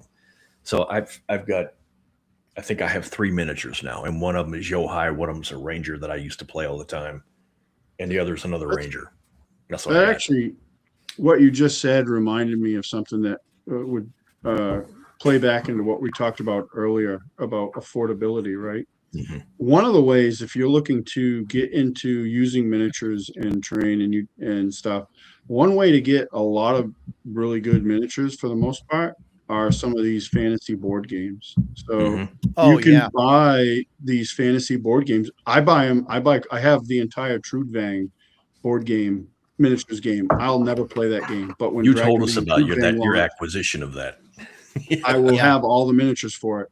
And I buy box like Cthulhu Death May Die is one. It's an awesome game. Like if you haven't played that game, you're wrong. Like it's a freaking awesome game. But the miniatures for that are awesome. And I'm looking at those and I'm like, oh, I could use those, and I could use these in a Hyperborea game because there's so much Cthulhu mythos stuff in Hyperborea. Like I just saw when I was playing Mothership the other day, the game master is a painter, so we play his painting stations right there, and I always end up sitting next to it. And I was looking at it, and he had like all these really great like serpent men, and I was like, where are those from? And he's like, oh, that's from the 3rd season of Cthulhu Death May Die, which is the only one I don't have. And I'm like, well, I gotta correct that. But that's a great way to get into miniatures, and the quality on a lot of them can be really good. It can also be crap depending on who you buy from, but there's a lot of great games out there that make some really awesome miniatures. But I've got Shadows of Brimstone, the original, the cowboy one, and I got a bee in my bonnet not long ago, and I assembled all the miniatures. I spent a couple days just gluing everything together. Many of them are god awful miniatures. The quality is terrible. There's huge gaps. I've got my yellow and blue or whatever it is, that putty. I just need to fill those gaps in. And so I could practice painting on that stuff because the monsters they're like purple and black. That's the monster. And so then I'll save the PC characters, all So those that's PC just- models after I've got a little bit of experience on them, because I don't want to mess my Yeah. cowboys up. I want them to look cool. Yeah, I did the same thing when I was learning to paint. Like it was about the same time as the Lord of the Rings movies were coming out. Mm. So Games Workshop, which they still make, it's one of their most popular games. They make the Lord of the Rings games, and Mhm. I would buy those miniatures because I love those movies, and that my favorite setting. And I got a ton of them from Christmas. My first wife bought me like a pile of them, but for the longest time I wouldn't paint any of them, and because I really liked them, so I wanted my skills to be better, and that's fine. Right. Grab some stuff that's like that stuff. That's great. Now, it can be frustrating too, though. Like, some miniatures are just like super easy to paint, and you get really good results without a lot of effort. And then there's some like I'm talking about the WizKids character miniatures, which I think are total crap. They're Now, garbage. some of their monster miniatures are great. Their character miniatures suck ass, in my opinion, and it's really hard to get consistent results with them. A lot of it has to do with there's too much primer on them. The primer is Yeah. way too thick. But there's other ones. Like I got a box full of stuff I just got today that I started assembling next to me, and these things, just when you prime them up, they're awesome. They're just a joy to paint. So the cheap ones are great to practice on, but recognize that you might be getting frustrated because the miniature itself, it isn't that, Okay. Yeah. that great of a mini to Yeah. paint. It's not you, it's actually the miniature. Like, it's just like, this is not. Honestly, I have that with all sorts of brands. That happens to me. the only miniature I care about, like that I keep telling myself that when you come to see and why I'm going to hand it to you and ask you to paint it, is my Yohai. I've talked about Yohai endlessly on this cast. I love the character. He has become my all-time favorite character. And I went to Hero Forge, and man, I think I spent 2 weeks tweaking that Yohai, Yeah. until I got the miniature that I was like, there he is. Holy crap, that's Yohai. Saved it, bought the STL, and then I sent the STL to Sunforge. Is that his Solar company? Forged. Solar Solar Forge. Forge. Yeah. I sent it to Solar Forge. I met him at MEPA and was like, how much? And he was like, oh, it was like $2 for the miniature, and then $4 for shipping. It was just some ridiculously cheap price. And so I sent him, the most expensive thing was the STL that I bought. I think that was 12. So I sent it, and then a couple weeks later I get the miniature, and I looked at it and I was like, it's freaking Yohai, man. I was just like beside myself because that was Yohai sitting there. And so every time we played, and up until I retired him, boom, he's wrapped in plastic. He's stuck inside a Chessex ice cube. I'm always really careful with him. So he's got to get painted, and it's got to be done perfectly. So clearly it's got to be Ducato that paints him, because I sure as hell can't do it. God, No pressure. You know what I like? You know what I like for minis? If you want to get a bunch of minis, very inexpensive and good minis, is North Star Miniatures. yeah. They're based out of the UK, but you can also buy their stuff off of Amazon and get it You go. locally.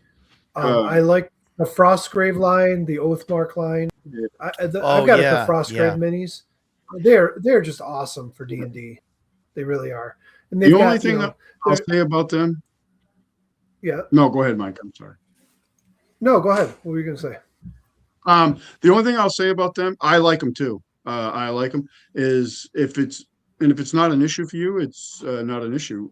Their scale, they're a little small compared to, like, not small, like the scale in general in the hobby has gone way up. Like, it's no longer 25 millimeter miniatures. Right. Like, it's more like 30, 32. So they're a little bit, Yeah. they're not 25 mil, they're in between, but they're great.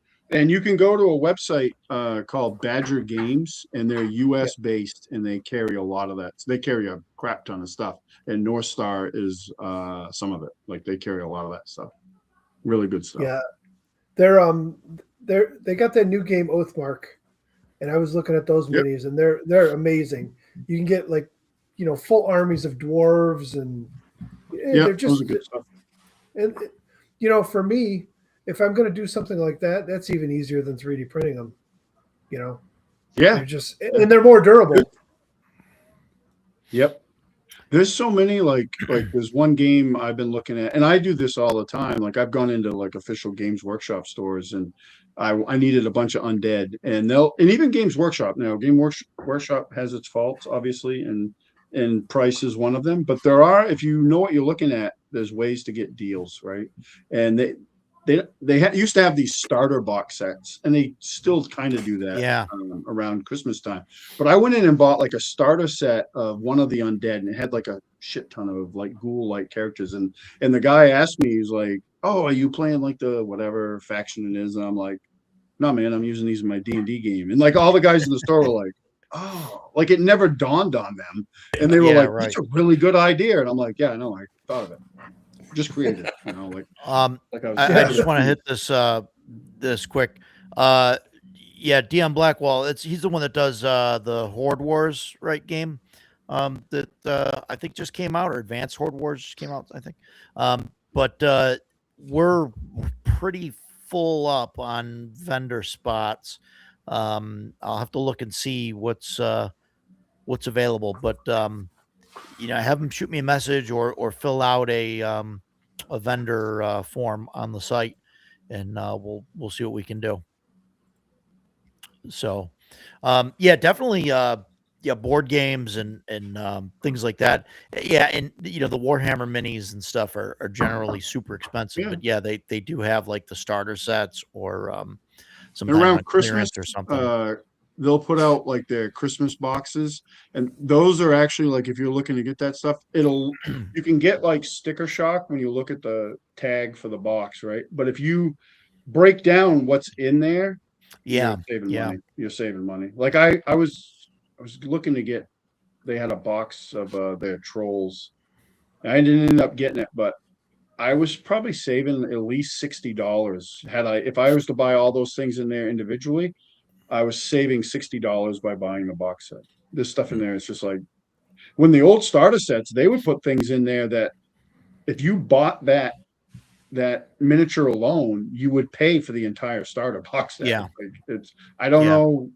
I don't get into it, but I'm like, they do have some cool stuff that you can throw on the table, but there's so many things now, like board game, like the board game thing is huge, because like I got gifted a box of the zombie side, like the Asian themed one. I don't play the game, but like a friend that owns the store, they had a damaged box, and he was like, "Hey, do you want this?" And I was like, "It's a box of miniatures, of course I do." So God knows when I'll use it, but I'll take it. And they're super nice. Like you look through and like, holy crap, like these are great, like these are really cool. Yeah. I bought Bard Song. I got that, and it was on like clearance on, I think it was Miniature Market, and it was like $20. and I bought it, and it's got like a handful of just cool, minis there. Yeah, there was, I don't remember the name of this game. It was a miniatures game, and back when I was running 5e, and I was just buying, I still buy a lot of miniatures, but I was really diving into the miniatures and stuff with my son. This game went belly up, and Amazon like had a ton of it, and they were just like trying to get rid of it. And I was looking through, I still have tons of that crap that I haven't finished painting, it's kicking around, but it was super cheap. So there's ways to get into it where you're not, you don't have to go out and spend $18,000 for a full spread of Dwarven Forge Kickstarter, which is ridiculously priced. And I say that having a basement full of the stuff is ridiculously priced. There's ways to do it, so. Yeah. Well, and even, even with like terrain and stuff, like, I mean, back in the day, and I don't think I use any of it now, but, just buying some of the insulating foam from, Home Depot there, like the 1-inch foam, you can make dungeon tiles or, super stone easy. or brick stuff, brick walls and everything. I still do that. It's really easy. Yeah. I was coming out of Lowe's. I don't know if I have it on the table, but I was coming out of Lowe's on Sunday, and there was a dude loading up 3 2-inch 4 foot by 6 or 8, whatever it comes by, sheets of that. And I was just looking at that, and I'm like, Hmm. I'm gonna have to roll that guy because I could use all that. Yeah. I just not bought cheap. I just bought a sheet of that the other day to make my photo booth. That stuff's gotten expensive. It was like Yes, it Yeah. is. $45. Yeah. A 4x8 Yeah. sheet was like $45. Yeah. If you drive by construction sites though, I mean, obviously like now up here in the Northeast, it's winter, but like in the spring and summer, you find like houses that are getting sided, people Yep. putting siding on the house, and they'll put that foam board, they'll put, 1 inch or 2 inch on the side of the house first before they put the thing on. Man, you find scraps. You Yeah, find scraps I- on those houses, grab that stuff up, and you can make dungeon tiles and stone and all sorts. When I was working construction, that is exactly what I did. We used the 2-inch foam for insulating basements and things like that. And at the end of the day, you can use most of it in construction, like you're filling in holes and all that stuff. Yeah. But like all the scraps, I would be throwing it in my car, and my boss would see me doing it. Jason, what are you doing? I was like, I'm making hills and mountains out of this when I get home. Yeah. And I was just looking through my phone to see if I had any photos of it so I could show you.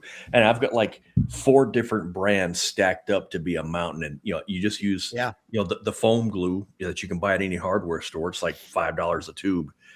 Glue that stuff, put some weight on it, clamp it down. It'll never come apart. Works perfectly every time. Yeah, If I worked with a guy who was building his house, and he I mentioned it. I don't know how he and I got talking about that one day. Or I must have just asked him if he had any scrap. He's like, dude, I got a ton. Come take whatever you want. So I went over one day while I was working in my cruiser at an SUV, and his basement was full of it, like just a pile of.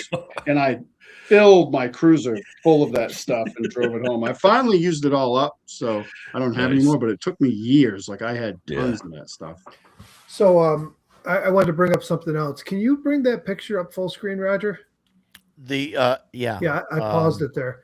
So this is another option here. I made these years ago. I have a whole a case full of them, which I can't show you because the laptop I'm using is sitting on top of it to raise it up. But so what those wood blocks are is it was laminate flooring.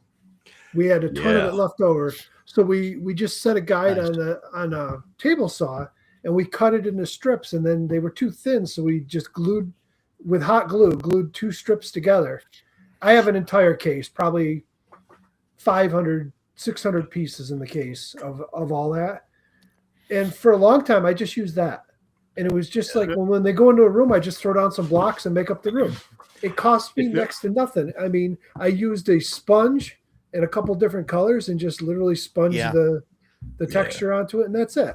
And with it having multiple layers, because it was too thin, that's great because now it looks like multiple layers of stone. Yeah. Super cool. And it's just I still use it today. Like there will be some sessions where I'm like, I don't feel like putting terrain out. So I will just pull out that box and make up rooms as we go. Yeah. I've brought to one shots and stuff. I've brought Jenga blocks. I've bought like a cheap set of Jenga and just like not even painted, and have just laid that out as walls of a dungeon on a table just to kind of show people, hey, look, you can kind of do this thing. See, there's another one, and they were in a dungeon. Here, let me. Oh, I'm sorry. No, it's fine. So I had these little pillars. I raised it up, and they were like, there were rafters up above in the ceiling, and they were, all the kobolds were hiding out up there and stuff. It's something simple, but it definitely serves its purpose. Yeah, that's great. Yeah. Man, this thing takes forever when I click it. There it goes. Oh, okay. Now comments are here. Comments are starting to show up. We're getting comments. Now they're starting to show up. So I disappeared them by maximizing the thing there, and then now comments are coming back on the thing. Wow. There you go. Okay. And hopefully you guys can still see the comments out there. Let me know if you guys can see them now, because I don't know what's going on. Restream being restream. I don't know. They're continually improving. Yeah. But they keep adding features, but every time they do, sometimes things get mucked with. So, yeah. So I mean, foam is great, and like construction sites, things like that. It's awesome. Yeah. Okay. Yeah. So they're coming in. Yeah. But yeah, they are big words. They're big words. We did that just for you, Vince. But I don't know. I don't know why they're. I don't. What if I do that? That's probably worse. Jesus, I gotta go put glasses on now. Well, yeah, but that's Reading not glasses. for us. There we go. Right Okay. there. There you go. That's Okay. That's good. Good. We're good. Look at that. Okay. Everybody happy now? All the All old right. Time to folks. start over. So Trying we're to- talking about Shadow Dark. Let's start over. Yeah, take it from the top, guys.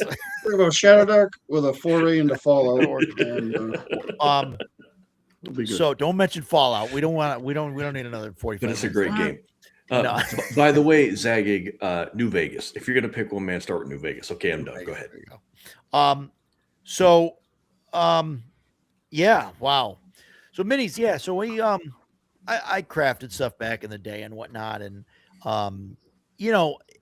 all these companies started to come around. I remember seeing all these companies for terrain. Obviously, the miniature companies have been around for a long time, because back when even back when I started, there was Grenadier and Raul Partha and whatnot, and they were, and I think, I'm not sure, but I think all those companies were making, war game stuff, so they were kind of already set up to do casting and whatnot. So, so I think it was an easier transition for them to, to get into the fantasy models and stuff. And then, and then we saw, plastic minis kind of came about. And, I think that's where, like Reaper started to shine. Like, well, I mean, they did a lot of pewter stuff, and then they switched over to plastic, and because I think injection molding got a lot better than it used to be. Because I remember like the original Hero Quest minis. I mean, I have fond memories of them. I still have some of them. I use some of them, but they're the heavy mold lines, and they were. Not as much detail as you see now with, with some of the minis. And then terrain, I don't really remember seeing terrain companies pop up until maybe in the last like decade or so. I don't know, when like, wow, I'm blanking on the name. What is Dragon Forge? What's the Dwarven Forge. The high end Dwarven Forge. Yeah. Like I don't remember when they started. He's been around longer than 10 years. 10 years, 20 years. Yeah, right. I mean, 20 years, maybe 20 plus 20 plus years. And that's always been like high end, stuff, which is great stuff. I mean, if you can afford it, it's fantastic. But, yeah, in the 3-year, yeah. So that was, 2008 or something, right? So yeah, all right. So 20 years, yeah. Geez, it's just me like thinking back, and like things that seem like were 10 years ago or really 20 years ago. That's what happens when you get old, folks. Don't do that. But yeah, and then 3D printing came around, and it seemed like it just exploded. And Mike, maybe you're a better versed. I will say for a long time there was a big part of the hobby that stuck their nose up at 3D printing. Yeah, they were sure. like, "Oh, it's garbage. I'm buying metal minis and Dwarven Forge." Okay, well, if you got that money, go for it. Yeah, I got into 3D printing, so I started out when I finally got into minis and stuff.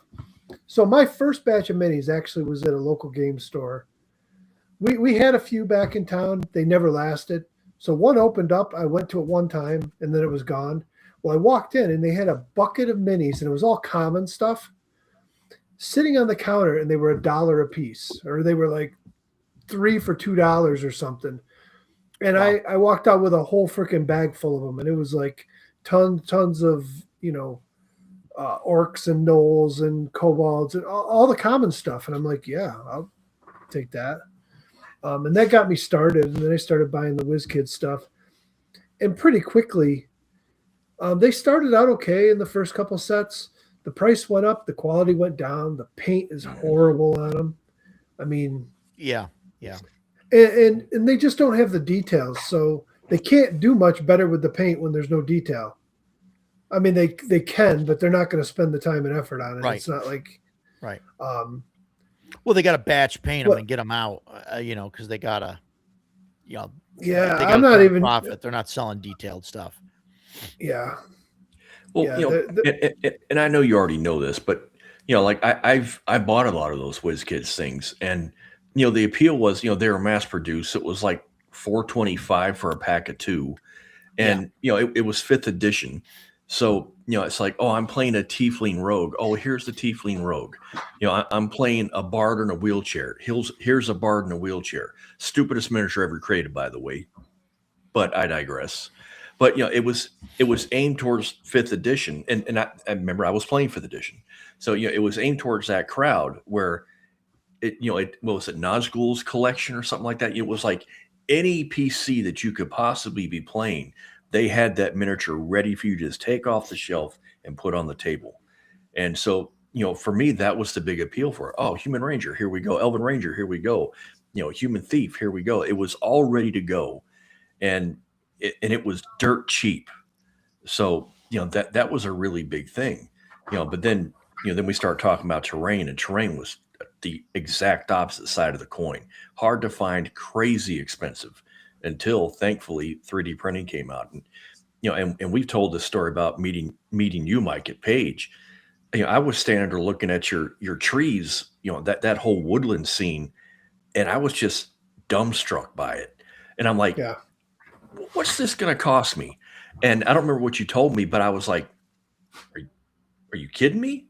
Because it was like 1/10 of what I was expecting to hear. And well, I will say over the years, I've learned a little bit that I started off very much undervaluing my time and my work into it. I have had to raise my prices a little bit, but I'm still, I think, way under what most people expect and what you'd find. I see people, I saw people at Page selling miniatures unpainted for ungodly prices. But I'm like, that's ridiculous. It's, I don't know. And I was going to save this until after the show, but I'll ask you now. Every time I see the slide of your Western stuff, like, is that stuff on your Etsy? It is not. It is not. And you said you can scale it to 1:87. That's HO scale. I'm interested in a lot of that Western stuff, so we need to talk later because I would like to set that out. That'd be great. Yeah. You can't see it all, but I think I printed all the buildings. There might be a couple that I didn't get to yet, and they do have some that are the standard building, and the sign is blank, so you could put whatever you want on it. Yeah. The general store and mercantile. Every time I see that, there were general stores all over America in the 1800s. But if it says mercantile, that is Old West. That's where you see that. So you've got. I mean, I'm just looking at them here, and you've got a saloon, you've got the hotel, you got the sheriff's building with the jail next to it. You've got a train station. You've got a bank, gunsmith. There's a bakery, a general store, tobacco trade, cafe. There's a church. There's a lot. There's tons of buildings there. I mean, I've got somewhere in here, there's a picture of like most of it laid out on the table. Here, you don't need to blow it up. I'll just scroll through and find it. You'll be able to see it. Okay. God, man. 114 photos in here. Man, it scrolls through them fast. It really does. I keep seeing that's I keep seeing that, and I'm like, okay, I need one of each. Yeah, so the hell to go. Yeah, so you can see a bunch of them there. Yeah. You can see the sheriff and the jail up top. There's the Sunset Telegraph, the bank. there's tons of stuff there. It's very, very cool. I love painting buildings. I love doing architecture. And one of the reasons that I like doing it is for me anyway, it is so much more forgiving than painting people miniatures. It if is there's, definitely. like I've got a water tower. The first thing that I was really happy with, I've got 2 models that I'm super happy with. One is an old barn and the other is a water tower. And when I finished the water tower and the shanty, I sat it down, I looked at it and I was like, that is just about flawless. Like it made me happy seeing this miniature, which is usually not the effect they have. And I was looking at them and I'm like, I'm seeing little imperfections, little brush strokes out of place. I'm like, well, that looks like wood grain. This looks great. Whereas if, that misplaced brush stroke is going to put a slash of brown across my dude's face. And I'm like, oh. So it's so much more relaxing for me to paint my buildings. So yeah, terrain's way easier to paint. Like I have the same experience. Like there's, because I do paint terrain, build terrain, and stuff like that. And it's I built that. Some people might have saw it. I shared it with you guys that I redid that ruin that I made, and painting great. that, I was like, oh man, this is so much freaking easier than dealing It with is. miniatures. Yeah, sometimes. I definitely Like, enjoy. Yeah. I definitely enjoy terrain over, the people. I guess monsters, like generally like the larger monsters or whatever, aren't that bad. Unless they got a super amount of detail on them. But like my painting least- like people and like trying to do like faces and stuff, I'm like, oh man. My This is least bad. favorite thing to paint is animals, like real animals, like horses, dogs, shit like that. For whatever reason, I'm like, I get lost. I'm like, how the hell do you paint this? Like, Well, and I can it's do easy, it, but like, if you screw something up, it's so familiar to the human eye, you're going to notice it. yeah, You know, big it's- time. With a fantasy character, you could screw something up, and people just think that's how it's supposed to be. Right. Yeah. Oh, that's Yeah. how it works. Yep. Exactly. Exactly. With the terrain, you're right. So terrain is much easier, and that's part of why I focus on it with the business. The other part is because nobody sells painted table ready terrain, Right. Yeah. unless you're going to go for like Dwarven Forge, but you're going to really pay for Right. that painted. Yeah. Yeah. So Yeah, that's really expensive stuff. And that was, that was really part of the reason why, like, I chose to get a 3D printer, because I started looking into, terrain and how much it was going to cost. And then I started doing the math. And then, so I got a small 3D printer and I started doing some tiles and stuff with it. And then, fast forward a few years, I ended up talking to you at Page. And basically, ended up buying the bamboo, and that's pretty much strictly what I use it for. Obviously, there's some other things that I print and whatnot, but I just print terrain, to use terrain buildings and stuff, and sometimes I print minis. I know that I Here talked come the to fire Mike about the giants. minis.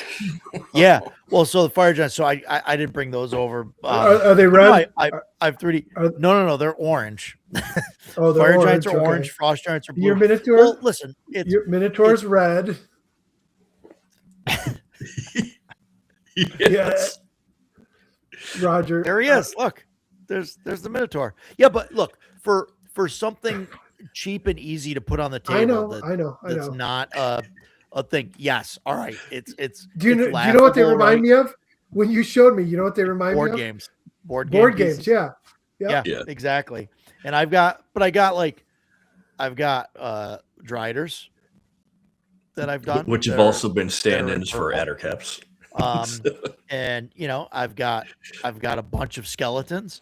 But what's great about this, right, is I print a bunch of skeletons in white. Now I could probably give these guys like a brown wash, or just dip them all in, just drop them all into a bucket of brown wash or something. They'd be fine. You But- really should probably still prime them. Well, Yeah. right. Prime them all and then do that. No, I get it.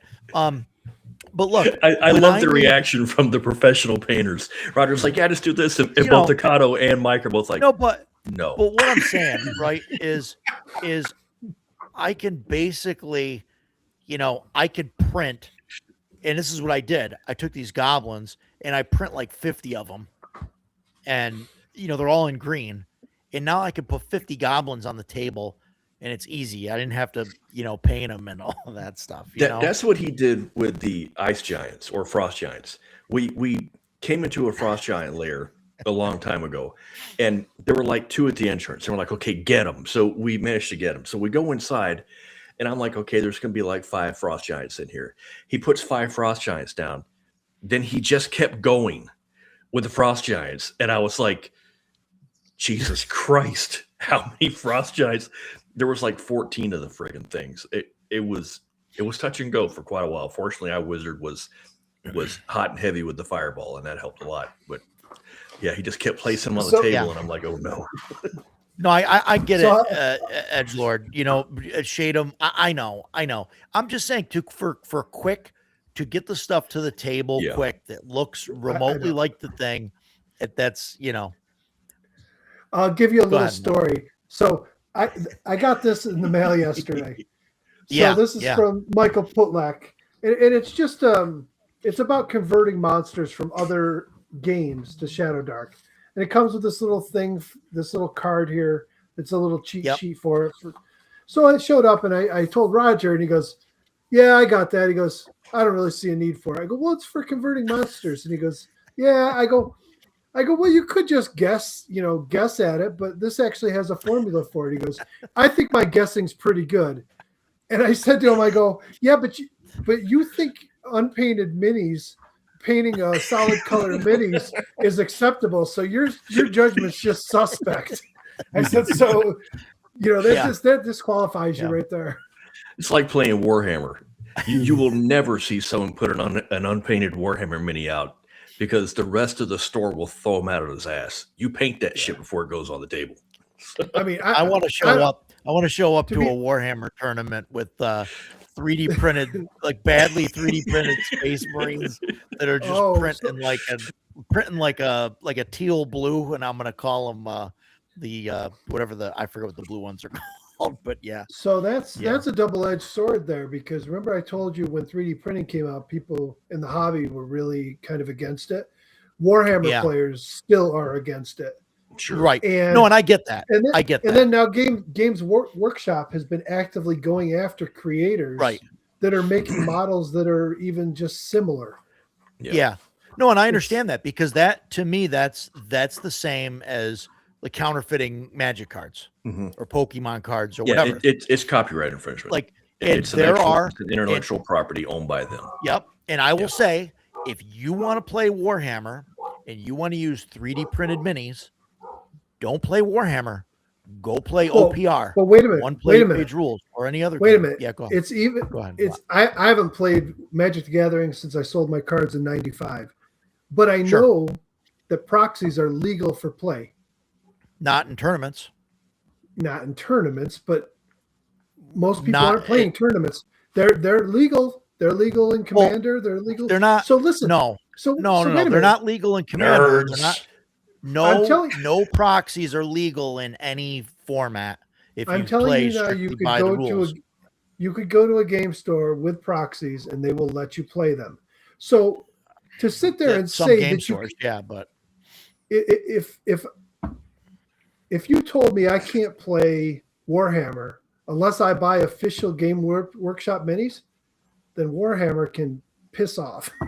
Oh, right. Seriously. No, I agree. I agree. And I won't play it ridiculous. because it's too expensive. But that's, play OPR, you know what I mean? Or something. But yeah, and I don't know about, so Paul, proxy everything. Sure. Absolutely. At your house. But don't go to obviously all I'm saying is you're not going to go to like an actual, tournament or whatever. Listen, I'll bust your balls event. I'll bust your balls about your solid painted minis, but it's your game. Play whatever you want. it's right. We used to use dice or chits or whatever else to represent it. So who cares? Yeah. Oh, right. I'm just busting balls. No, I know. But it's just I know that. It's just like when you pick up any game book, you're the DM. Change whatever you don't like. Sure, absolutely. It's yes. your game. Do what you want with it. Yeah. So No, absolutely. I don't buy into that whole you have to use this brand. No.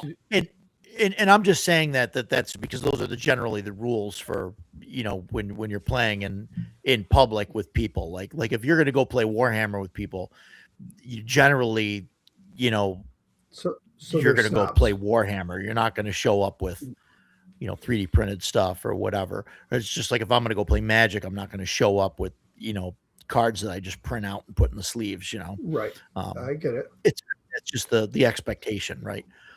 Yeah.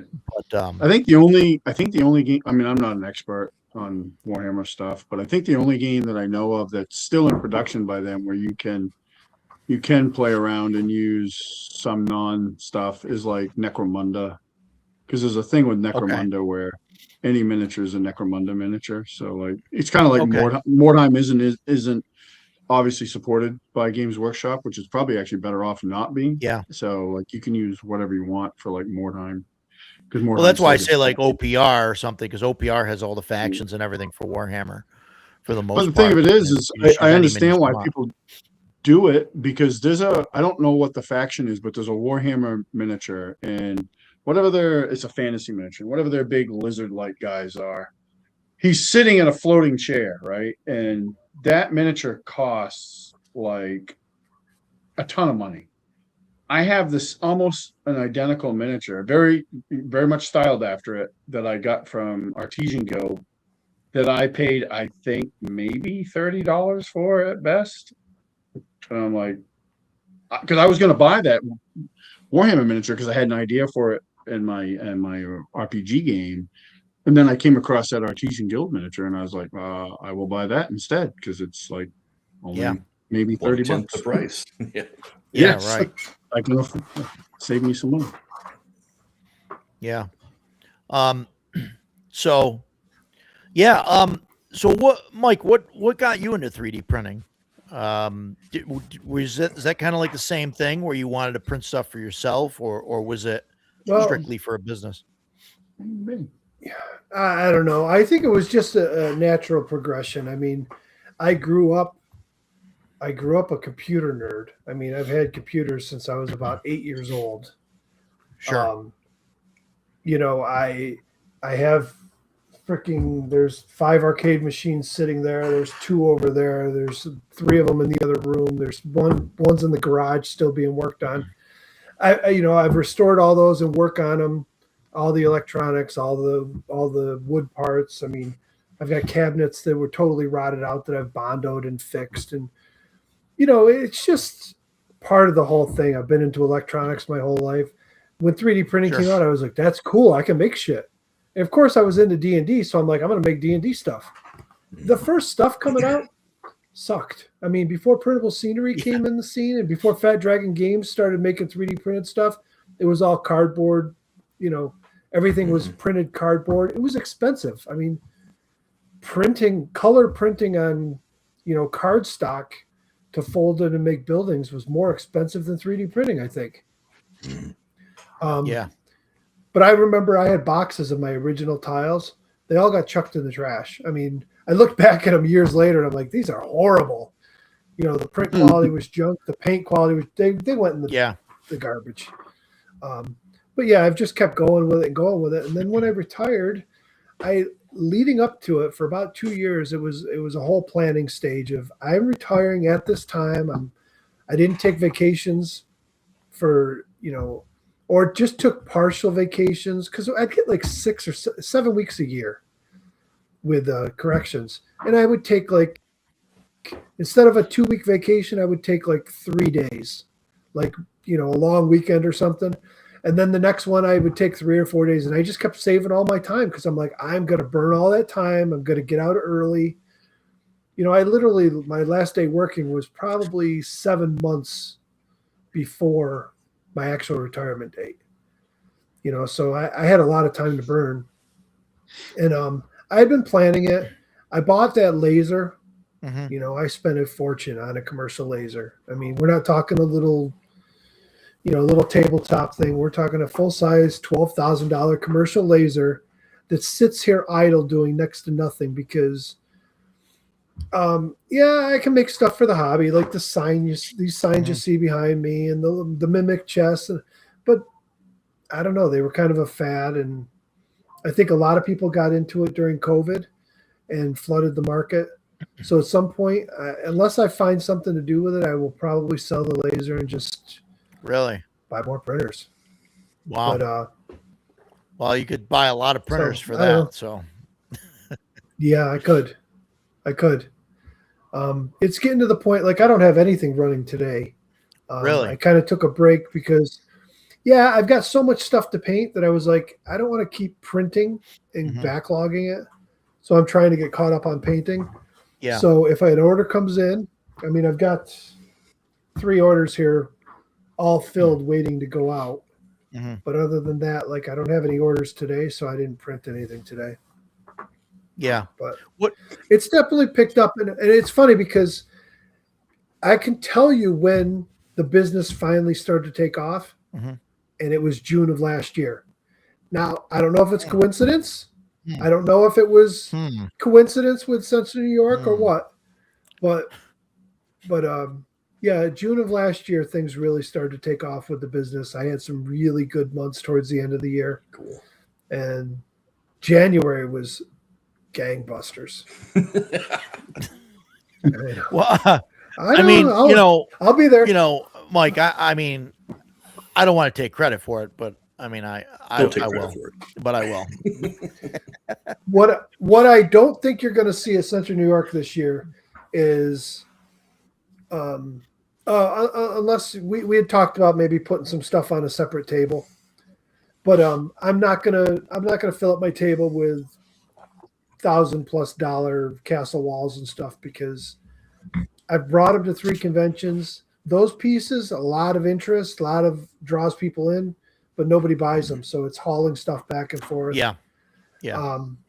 I have found that the smaller pieces, I mean, I know some people are going to look at it and think it's crazy, but $250 to $400, there's a huge market for pieces in that range. And then the under $100, when you can buy a fully painted building for $75, people are like, yeah, I can buy that and bring it and put it on my table today. Yeah. And then I do little grab bags now of things that are like $6, $10, little painted pieces that you can pick up and go. Cool stuff. Yeah. I'm going to keep my focus on the shorter end of the range. Obviously I have to sell more of it, but that's fine. Yeah. I think some of that stuff is a little bit easier to sell, right? Obviously you have to sell more of it, but it's like people are, if you have stuff like that, people are more inclined to buy something instead of, how many people would pass by the booth and buy nothing if all you had were, $100 castles or, Yeah. Yeah. Well, yeah, that castle that I had this year was $1,200. Yeah. That was awesome. The fort I had, I priced it $1,000, but that was as big as bigger than the castle, I think. So that probably should have been priced higher, but Yeah. I had 2 of them. I sold one. I still have one. Wow. So yeah, that's awesome. That castle stuff. Who knows? I might. Yeah, I might bring some stuff to show off, but it depends on space. Yeah. I think. I want to take having a few would be good. Like, because I remember like what with your table last year, that tower was awesome. Like I came so close to buying that, and I was really thankful that Double D beat me to it and bought it. And then, but then I got the ruined one from you right after the con because that's the one I really wanted was the ruined version, and you went home and printed it and. I brought a painted version of the regular tower to Paige, and it was sold 5 minutes into opening on Thursday. That's a great piece. That's a really great piece. Make sure you bring a Baba Yaga's hut for Edgelord. You want it painted or you want it painted or unpainted, Edgelord? You go ahead, Mike. This one here? Yep. Yeah, that's got to be the one he's talking about. I have a couple. There's another one that's a bigger house one that's a bit more expensive. There was a lot to that one. This is one of my big sellers there. I actually have, I think, 5 of these painted still. Wow. So, Oh wow, that's cool. So if that's the one you wanted and you want Unpainted- one now, I unpainted could the do the house one. unpainted. They're I'll bring some unpainted ones with me, or you can also get it off the Etsy store. They're right on there. Yeah, tower. But Well, I'll he's definitely definitely have gonna one or be- two of them to come with me. Edgelord's definitely coming out to CNY. He's only right down the Yeah. road, so he's got no excuses. Yep, I'll definitely have it with me. Cool. Yeah, that's awesome. See, we're drumming up business for you already. Yeah, So I'm debating with pieces like this and the, Dakota. We talked about it. That Yeah. and the big Trees trees. and Yeah. stuff. Awesome. Those trees. I love the trees, but man, they are difficult to transport. I bet. well, Mike, So I don't know if what if because I know you're staying there, but if you have some of that stuff print, right? Like, I mean, you can always have like a display with, pictures or whatever, or like a book, with printout pictures in there, and then tell people, and then if it's worth it for you, go and grab the stuff on Friday night or something, or no, I mean, is that you could just give me another table and I'll set up 3 printers and we'll have them running nonstop. there you go. You just Oh, you want stuff. something? Yeah. It'll be ready for you by tomorrow morning. Just run it. Well, hey, if you're staying in a hotel room, you're staying there on site, know. right?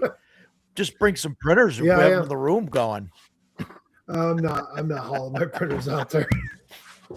That's all. Everything No, just sell everything made to order. I will have plenty of stuff to come with me. If I sell out of it, then you can always order it off my store or whatever. Yeah. I mean, I just finished filling page orders. People have just been contacting me since page about things that they saw and wanted, so I never had that before. The first 2 years, it really wasn't like that. It'd be 1 or 2, but it's definitely picked up. People Yeah. know who I am now. And so Yeah. No, it's cool. It's cool. sometime in the next 2 weeks, I'll be doing DM Angelo's show.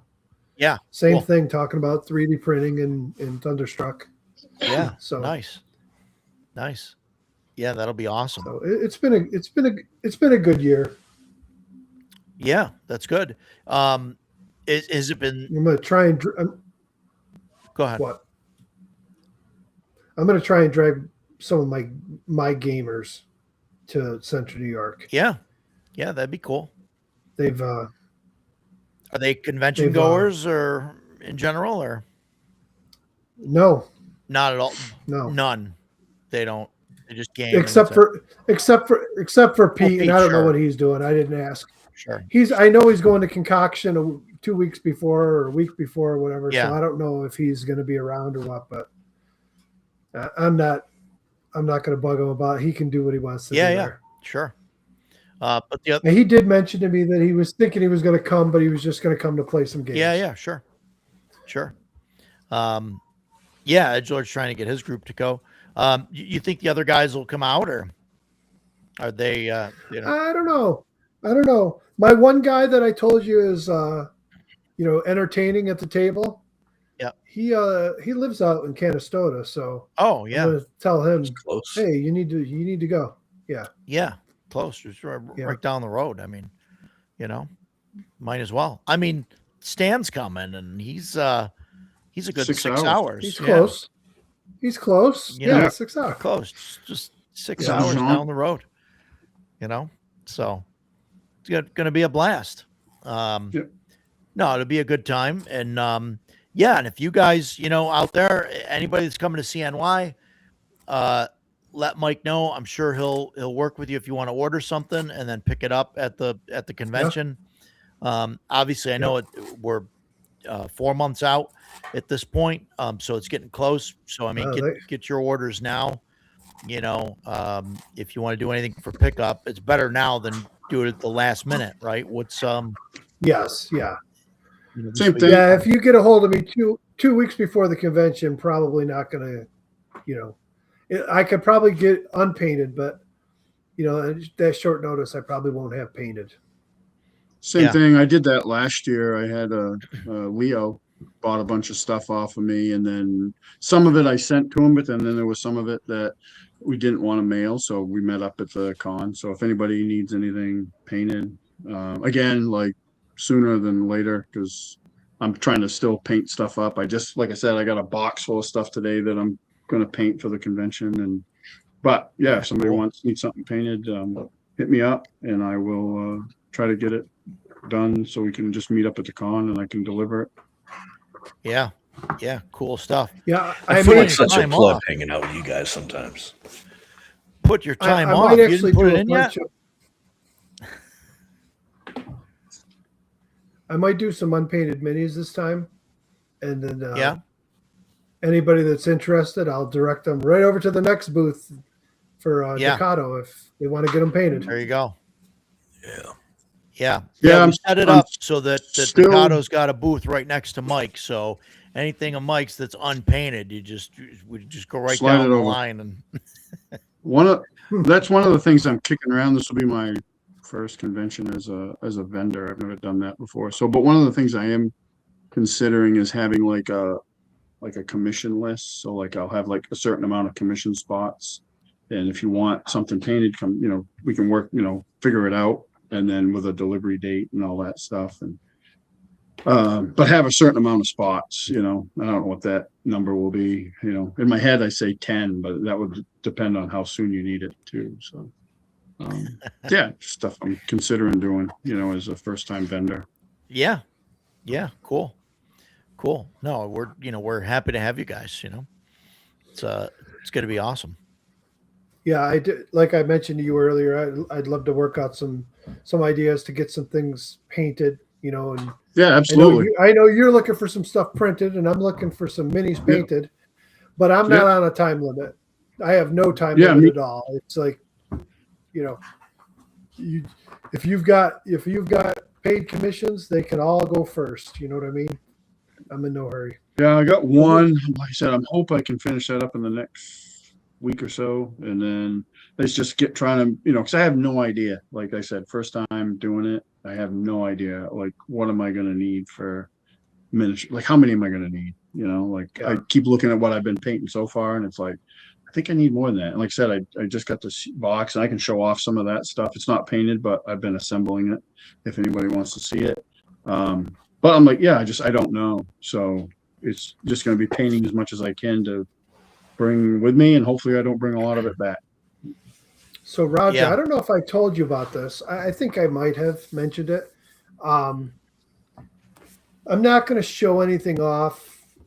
I wasn't going to say anything right away, but I can't keep my mouth shut. So I have a bin over there, like a big tote bin, completely filled, and all that's in it is the basement of a building. And I'm working on a print now. It's going to be, it's about, what I measured it, it's like 48 or 45 inches wide and like 30 something inches deep. And it's a 5-story house. And I'm going to be painting it up. The whole interior is fully customized. I've got all the furniture and everything for it. I want to write an adventure for it and use it for a convention piece. But if I get it done, and even if I'm not doing that, I may bring it just to show it off, just to be like, it would be awesome. Here's my booth with all this stuff, but here's what's also possible. Although that's a big piece, I don't know if I want to get into doing that as a more than a one-off for a convention game, but we'll see. Yeah, I think it would make an awesome. You put that in the middle of a convention floor, and everybody's gonna have to stop by and see that thing. Yeah. So that'll definitely draw some attention. Like that thing is going to be awesome. It's already awesome. What you showed me is great. I'm going to need help just carrying the thing. Yeah, that's cool. What when you're printing the terrain and stuff, do you so obviously there's for the tiles, Fat Dragon has the dragon clips. Do you use those for everything? I do. I do. I know you can do magnets and Yeah. stuff. It's So I don't know. yeah, If you hold them together, so if I build a room, I sometimes I'll build rooms yeah, and you then could put it just have them aside. all set aside. Right. With So I magnets, you set them can't up. do it. You can't do that if they're with Right. magnets. And Agree. Yeah. and there's the addition, the pain of putting the magnets in and getting the polarities right. Clips Yeah. clips are expendable. I'll put together a whole big piece, and when I take it apart, I might lose 20 clips as they break. So what? Really? That's another 30 minutes of print time. Yeah, I've yet to so break a clip. I mean, I'm not using as much are as they? you are, but How's your tolerance though? Mine, my tolerance is really tight, so I want everything fits real snug. yeah, mine The is old stuff I used to print was pretty loose. If it's it's looser, not you won't have super a problem. loose. But if it's It's not but it's not Yeah. like super tight. so a lot of my clips, you have to use a pair of pliers to pull them out. Oh wow, yeah. Yeah. Mine aren't that. So yeah, Mine aren't that tight. Yeah. Yeah. Wow. Yeah. Yeah. I like had it that tried, way like, though because it magnets and stays stuff in the together. beginning. Right. Yeah, and you could pick the thing up and move it around, and it's easier to make Right. layers and whatnot at different levels. Um, Yeah. yeah, and I had tried doing magnets and stuff, and it's cool. I don't know. I like the idea of, and maybe I should try it with Shadow Dark, but I like the idea of having a bunch of 2x2 tiles that were magnetic with no walls, and then just using them as like the dungeon as the players go. you Have can like 20 or 30 of that. them, and then this way you're just like pulling from behind them. You know what I mean, and just filling in what's in front of them. Different rooms and stuff. Which I don't know, which is kind of cool. Because it's something you So I can't had do. a thought today. When I had the maps laid out on the table today, I went and grabbed my bin of the short wall tiles. I don't have very many of them. I've got tons of the that's like full-size all I tiles. print. Yeah. Is the short wall? The short wall. Well, that's I what like I've the short started wall better, printing yeah. now. So I was laying them out, and I started laying them on top of the map for all the rooms. Yeah. And I was going to like get an idea of how many I needed to print to do the whole thing. Oh man. And then print them all before Sunday and get them painted. And I started laying them out, and I looked at it, and I'm like, I'm not doing all this week. Yeah. It's a lot of work. Yeah. It loses its fun batch when painting you're all of them goes scrambling. quick though, probably. It does. But when I do those tiles, I pick out. So when I did the full size tiles, I had a system where I would do. It was a real dark gray on the walls, a real light, or a medium gray on the floor, and then I dry brushed the whole thing with like a very, very light gray, and it gave a separation between the walls and the floor because, and it looked good. They were great for play. With these new ones now, they've got all kinds of little floor pieces, so I actually pick out tiles with different colors, and it's more time consuming, but they look better. Yeah, definitely. I saw somebody do a color scheme a while back where they did from Diablo 1, where the floors were gray and the walls were like a red brick, and that contrast, it actually looked pretty cool.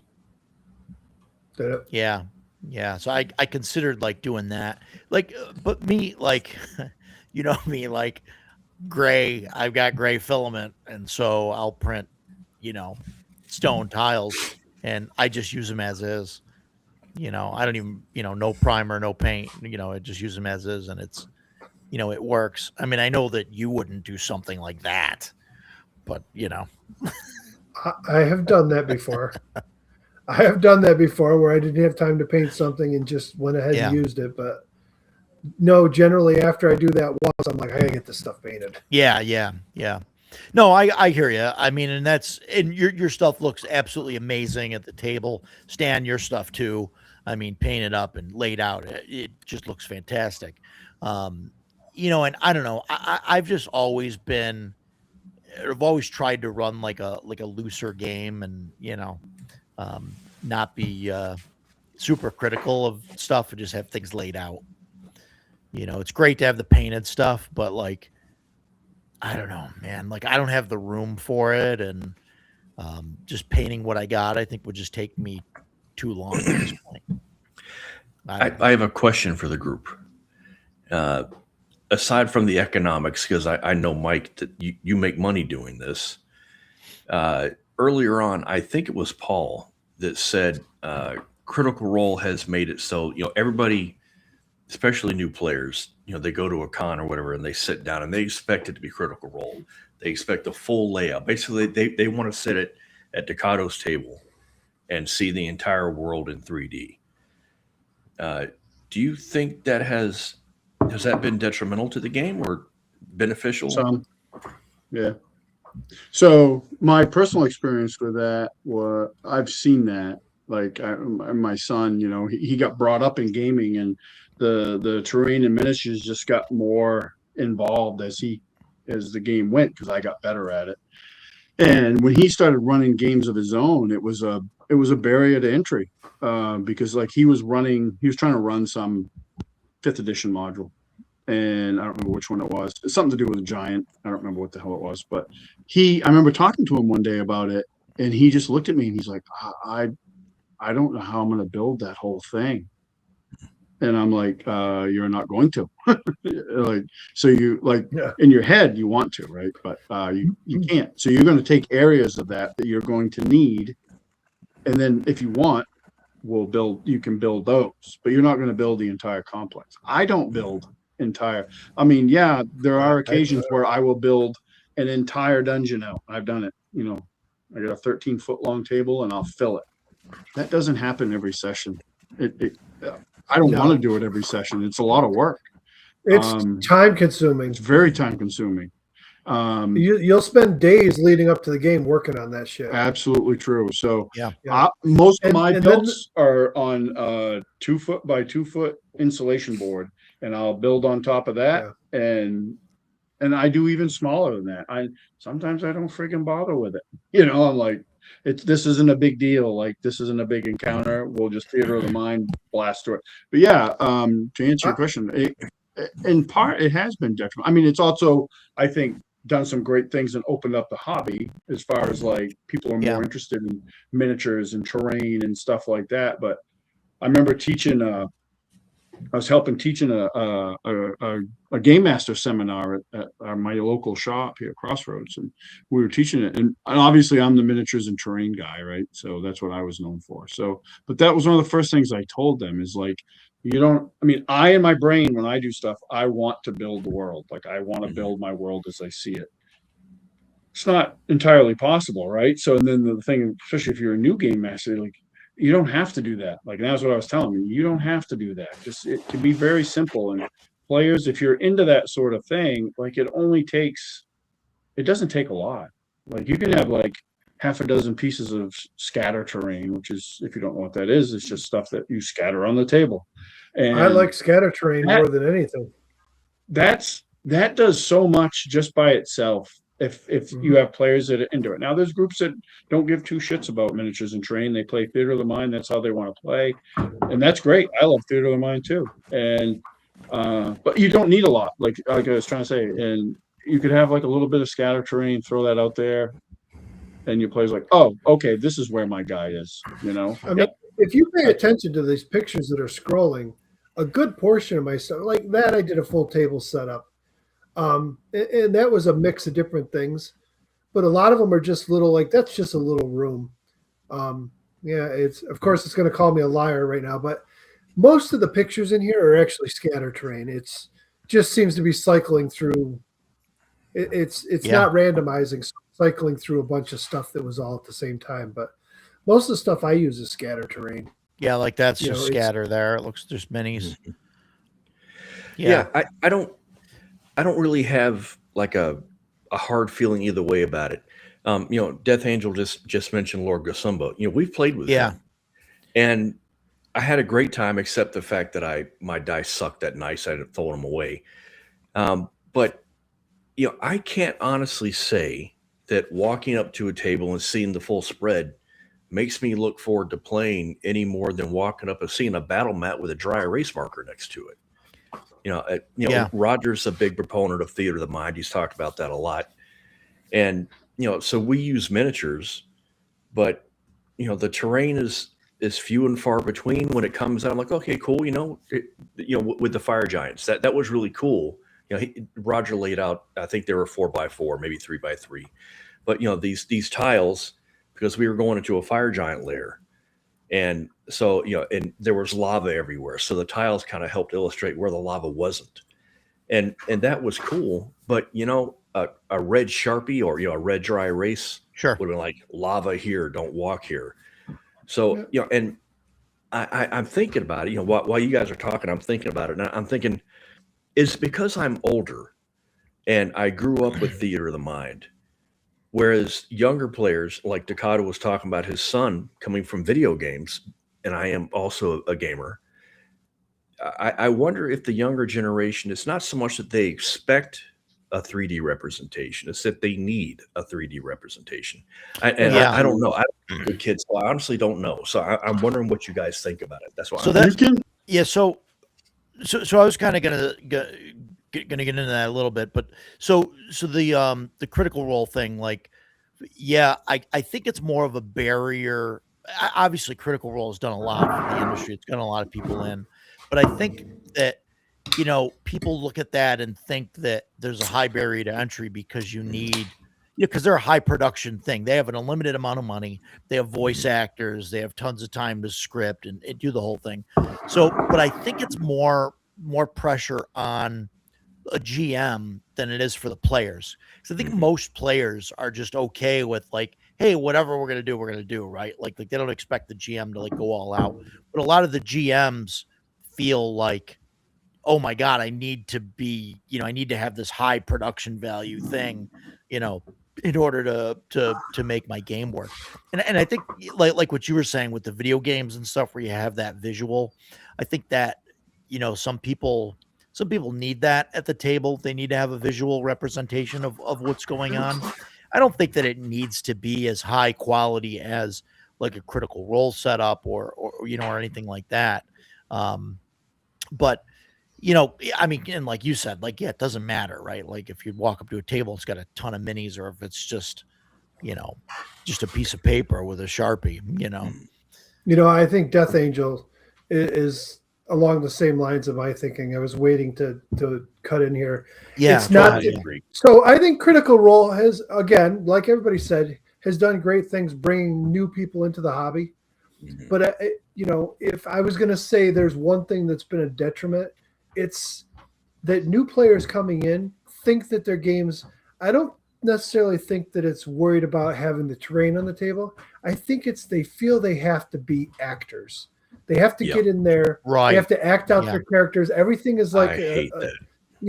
That isn't. It's a LARP. Show. They're sitting down LARPing. Right. Is it entertaining? I mean, I don't watch it, but I've seen clips of it. It's entertaining. I can understand why some people watch it. It's just not for me. But right, a lot of people think that's how the game should be. So they sit down at your table, and you're the DM, and you're not doing silly voices and everything else, and they're like, "Well, this sucks." That's the part where I think it really has the detriment. Yeah. And listen, I don't blame them. They're making bank off that show, which tells me that there's definitely an audience. Absolutely. Yeah. They have their fans. I won't take that away from them. It's not my style of game. Right. That audience is definitely not me.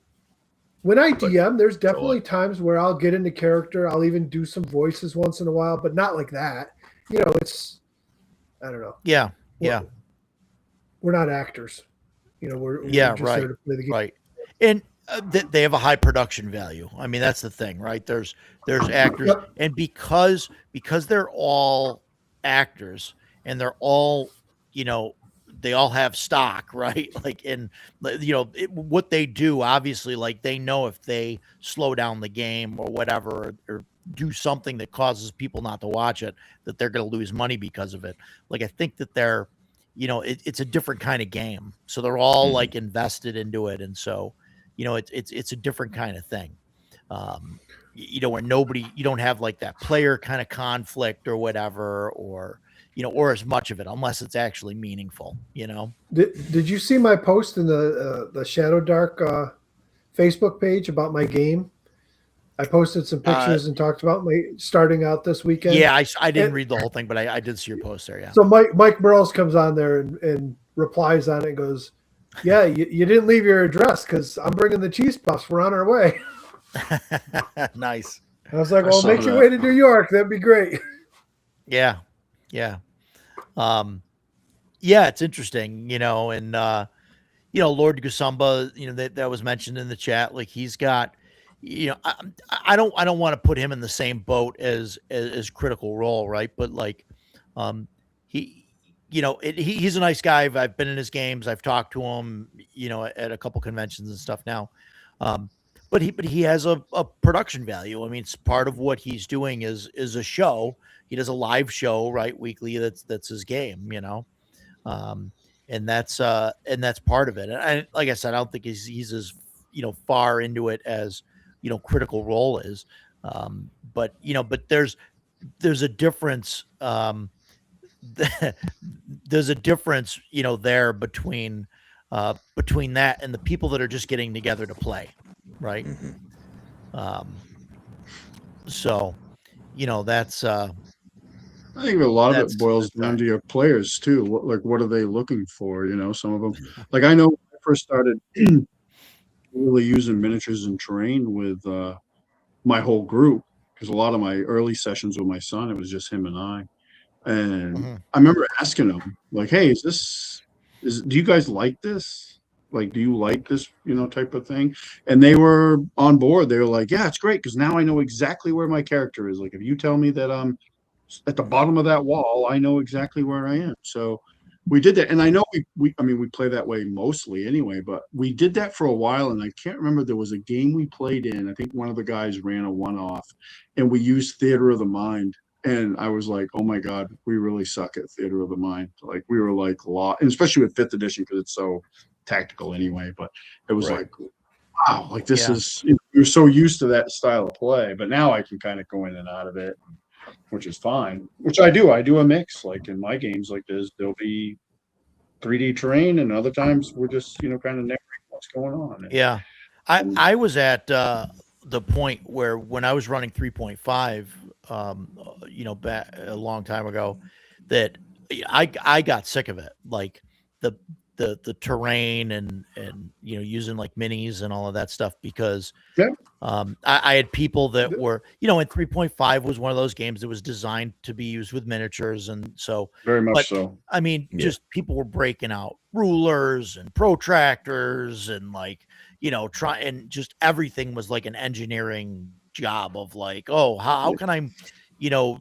with the most advantage, move over here without incurring attacks of opportunity and getting to the, where I need to be, and like all these things. And it was just like, okay, you know what? I'm done with this. And I ran Theater of the Mind for a while until more recently, and I don't remember if it was you, Jason, or whatever, or before that, but I had people at the table were like, hey, could we like draw this up and just so everybody knows where each other is or whatever. That was me. I remember that conversation.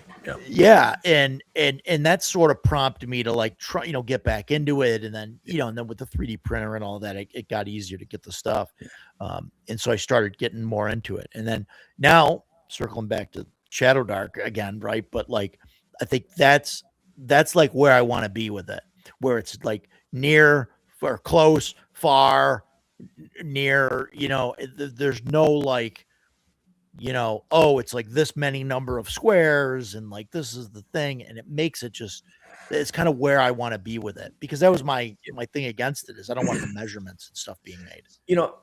I understand, excuse me, and I agree that Shadow Dark's measurements are more vague, I guess. Abstracted, but, near is still within 5 feet.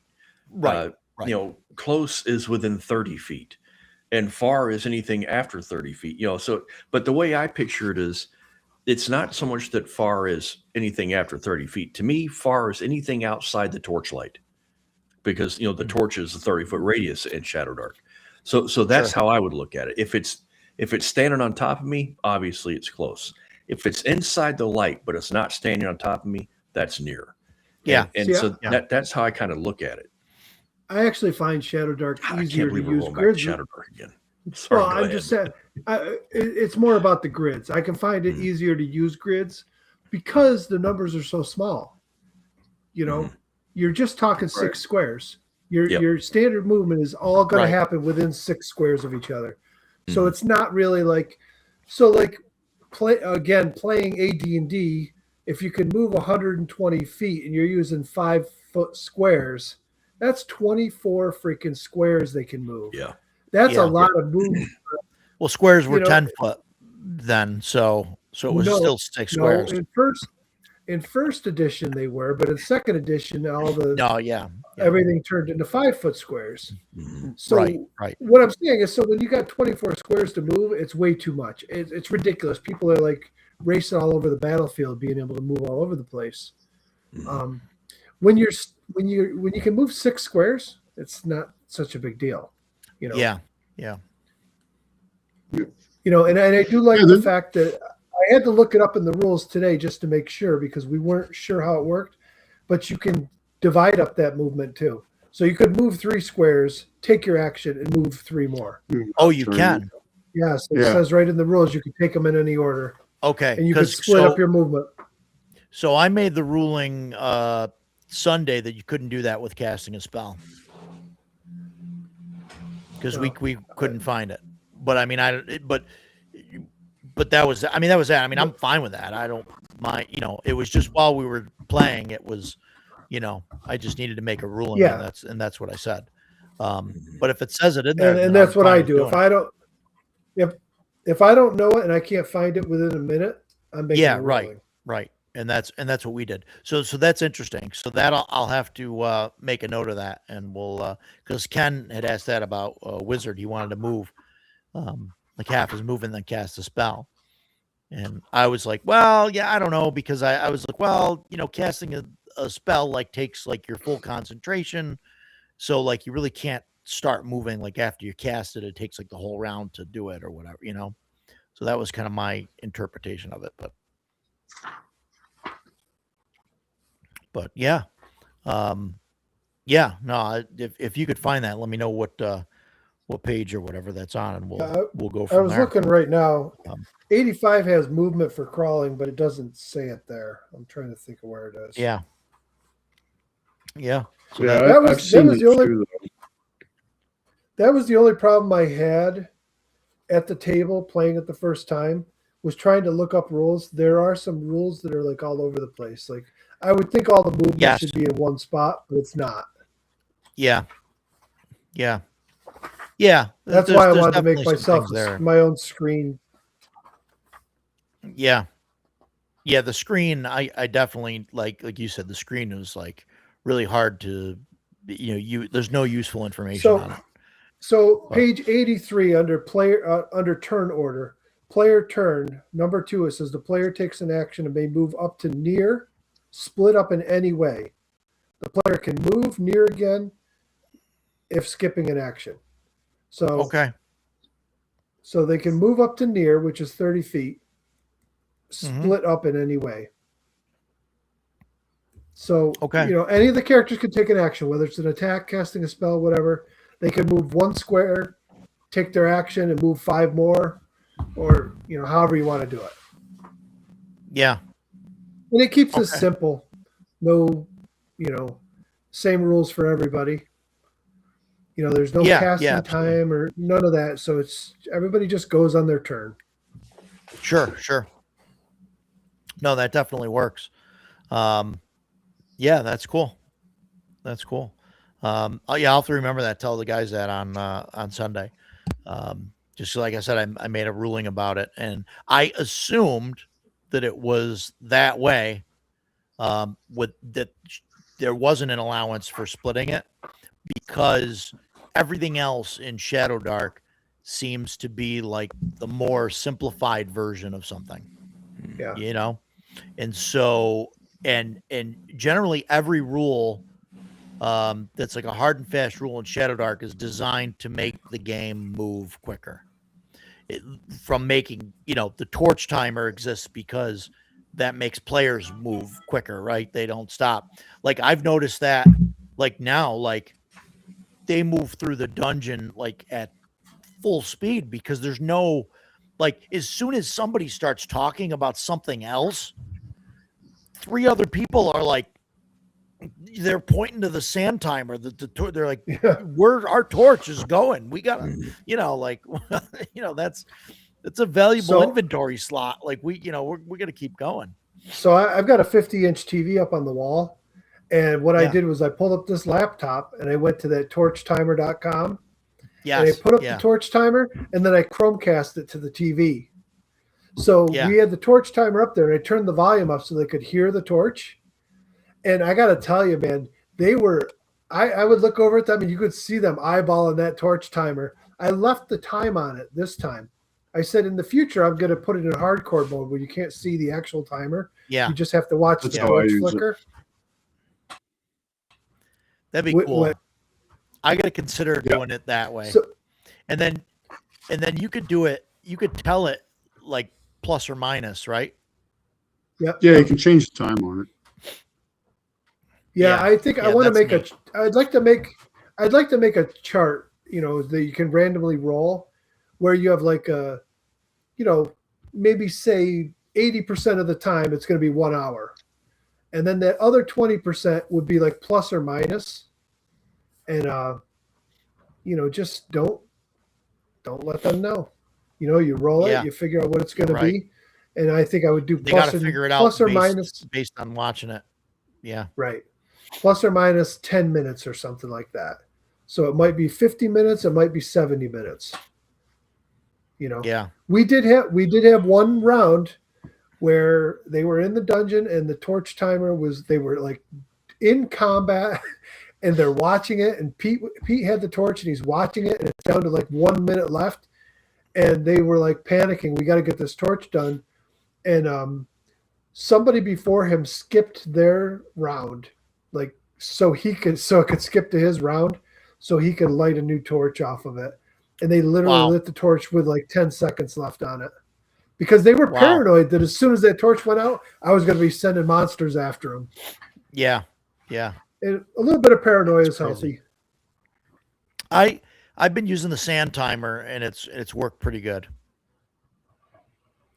Yeah, so. Death Angel, I was thinking about actually 3D printing a torch and then hooking it up to like an Arduino board or something to set a timer or like on an it. ESP or something, yeah. Yeah, so it would reduce the voltage to it over time. But I don't know. This will work as it is. I don't have to build anything. Yeah. Like I said, I'm kind of okay with the sand timer. It's worked well. Because you still don't know like exactly how much time is left, right. But you have a general idea, and it's kind of right on the, right in front of everybody there. So it's been pretty good using that. So I think I'll just keep using that. But yeah, it's pretty cool. Pretty neat rule. But yeah. Yeah, I'm thinking about going back and trying the magnetic tiles again for this, going through, and then I don't know, we'll see, or doing like a just like a generic circle terrain piece, and just use that for all the combat. Like that, like whoever has the torch, like put them in the middle, of this, just round piece of terrain, and then that's the light, like that's what you can see, and then use like pieces, like if I have wall pieces or something, you could just put that up where they can see it. I don't know though, that might get fiddly if the person with the torch moves, and then you gotta reconfigure stuff. But yeah, something like that. Death Angel, his dungeon terrain thing there. But zone terrain there, maybe just use something like that. just a round zoned thing, you know. For everybody in the center is melee, and then you have like the far, and then everybody at the edge is like out of range. But I don't know. We'll see. We'll see how it goes. I don't want to abstract things too much, but you know, I don't know. Sometimes I feel it'd be just easier to do it that way, but I don't know. We'll see. Yeah, ultimate dungeon terrain. That's what he calls it. Yeah, right. Yeah, yeah. Something similar to that. I don't know, but What we'll is see. ultimate dungeon terrain? Basically, it's around a piece of terrain. It's like a stone or wood, whatever you want to make it, right? But it's maybe 12 to 18 inches in diameter, and then the center circle is maybe like 3 or 4 inches, maybe 3 inches in diameter. All right, and then the next circle is almost the rest of it, and then there's a 2-inch border around the edge. So everything, and then basically everything that's in the center of that circle is in melee combat to each other, and then everything that's in that main area that's right around that is like one step away, so they can make a movement to move in or to move out, and then that outer ring is basically, you know, far. So basically everything in you know, that center square would be close. Everything in that outer ring is near, and then everything at the edge is far. Kind of sounds more like, complicated. No, I mean, it's not. I don't know. Maybe I'm, you know, It's pretty. maybe I'm just it's saying. very like abstract. Yeah, it's very abstract. Yeah. Yeah. And he'll put scatter terrain on it and stuff like that. But then, I mean, I have one, and it wasn't made that for that purpose. I just had a round piece of foam, and mine's actually like a wilderness. You could put trees and stuff on it, and it's not flat. It's the closest thing I have to using it. But I would use a ruler, like if we were really, or I wouldn't give a shit because it's not so big that, you know, like people are like, oh, I want to run 30 feet over here. Yeah, go ahead. Yeah, whatever. But my guys are pretty quick with all that stuff. Like we've done it so long, like we have like there's a bunch of rulers, and they're just like bam, and it doesn't really take any time for them to do it. So I haven't really fussed about it at all. So, So I know this will sound weird with me being the terrain guy and doing this as a business, but we've been talking about it for a couple of years, and I think this spring we're going to build a new table for the game room, and I'm going to get like a 65-inch TV to inset into the table. Really? And I want it flush with the table so I can put my battle mat over it if I'm not using it. But there's sometimes like with this dungeon that we're using, it's not conducive to set up terrain. It's so big. Right. And to put out a map like I am, you know, they could see the whole thing. But if I did it in like load that map into Roll20, throw it up on the screen, and use, you know, one token for whoever the torchbearer is, you could just and literally set it up with fog of war. They move somewhere. I move the token there. It shows them what they can see. Yeah. And they can move around the dungeon that way. Yeah. I mean, a 65-inch TV these days, you can buy some off-brand 65-inch for like $400. I was going to say even less. 300 something. On Black Friday or something. Right. Right. So to build a table like that, and I wouldn't use it all the time, but man, there's like, I forgot the name of the company. I backed them on Patreon for a while, and I got a whole bunch of their files, and they're still doing it, and they make amazing stuff. Like, you know, I was just talking to them. And it's all, I think, for the TV stuff. They it's all animated. They've got a thing. There's the company that makes it. They you could buy really cheap, like the infrared like sensors. It's like a sensor bar that goes around the edge of the TV, and then you can actually like pick up a token, and so long as you're like you just hover a little bit, you can move it, and it'll actually move the torch digitally. I'm not sure how well that would work if you recess it and you put glass over it. Yeah, I think because I really don't want it. If you don't put glass over it, you're going to ruin that TV. Yeah, right. Because I would put scatter terrain on it. I would put minis on it. Yeah, and then I would just use it for Arkenforge is the name of the thing I was thinking of. Yeah. I have that. It's great. If you can get proficient with it, Arkenforge is wonderful.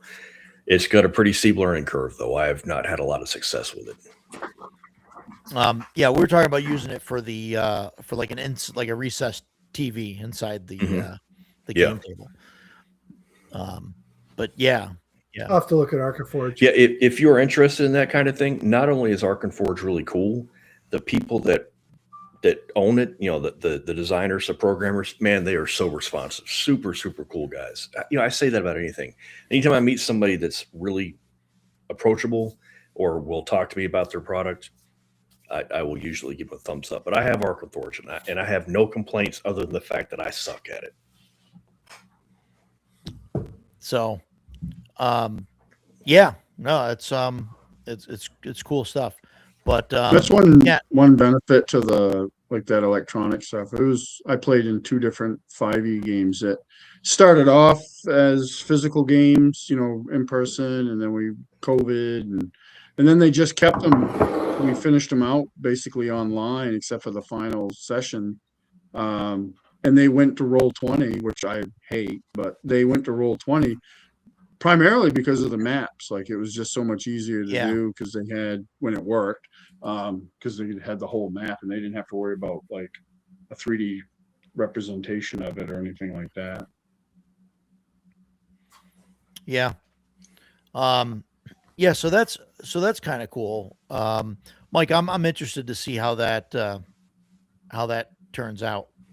So, let me know like how thick, I don't know what you're thinking, like how thick of a piece of plexi or how thick of a piece of glass. I think that can affect. I'd really like to go with tempered. I'd like to go with tempered glass. Yeah, that's probably a better way to go. And that's That's going to be expensive for a sheet that big. But because the thicker you go, the further away from the screen you are, and now at an angle. Right. So even if you're a quarter of an inch, if people are sitting down at the table, they're looking at their mini, and their mini is not going to be. It might not look like it's on the square. Right. You know what I mean? Which isn't a huge deal for me, whatever, because I don't care that much about squares. But I don't know. I don't know if that would be a big deal or not. But I know some people use projectors, but if I'm going to go to all that work, that just doesn't look good enough. I'm not a big fan of using projectors for that. I don't think that's you got to have a dark room. You're going to have shadows. Well, or a really good projector. Yeah. With like 1,000-watt bulb or something in it. Yeah, the ones that they promote for the hobby are garbage. Oh yeah. There's a big scam thing about those. Like there was one that comes up all the time, and then people are coming out and say this thing's a piece of trash and it's way overpriced. They're selling it for like what, like $100 or $200, but they're 200, I think. They're on like Temu for like $20. Yeah, like they're total garbage. They don't work. Garbage. Yeah.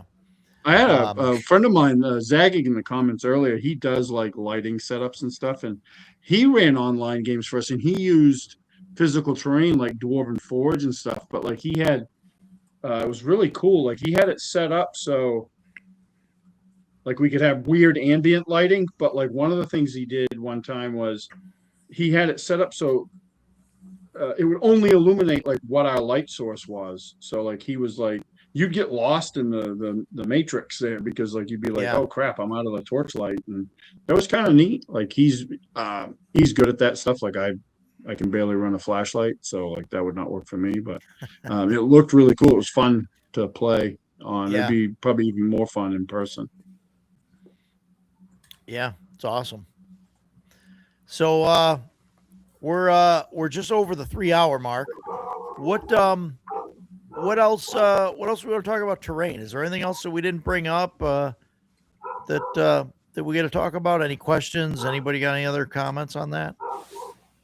I mean, it's all a matter of what you're looking to do. Like if you're just looking for a little bit, I mean, honestly, you don't need anything beyond a battle mat, and even battle mats, like you can go off the deep end on those because there's, the ones I'm referring to are just the dry erase. It's a grid or whatever. You just draw it out real quick. But there's other ones that are, full blown images on them and stuff. And I have a bunch of those because they're I mean, I'd love to have like a full 3-dimensional terrain board for like a outdoor setting. I just have scatter pieces that I've built, and I just put down a base of Wow. a battle mat, and there's different materials that you can get, the things to look at. Troy, I'm following Printable Scenery. I backed one of their what's it called, Mike? Throne of Ash? Is that the Yeah, it's the castle.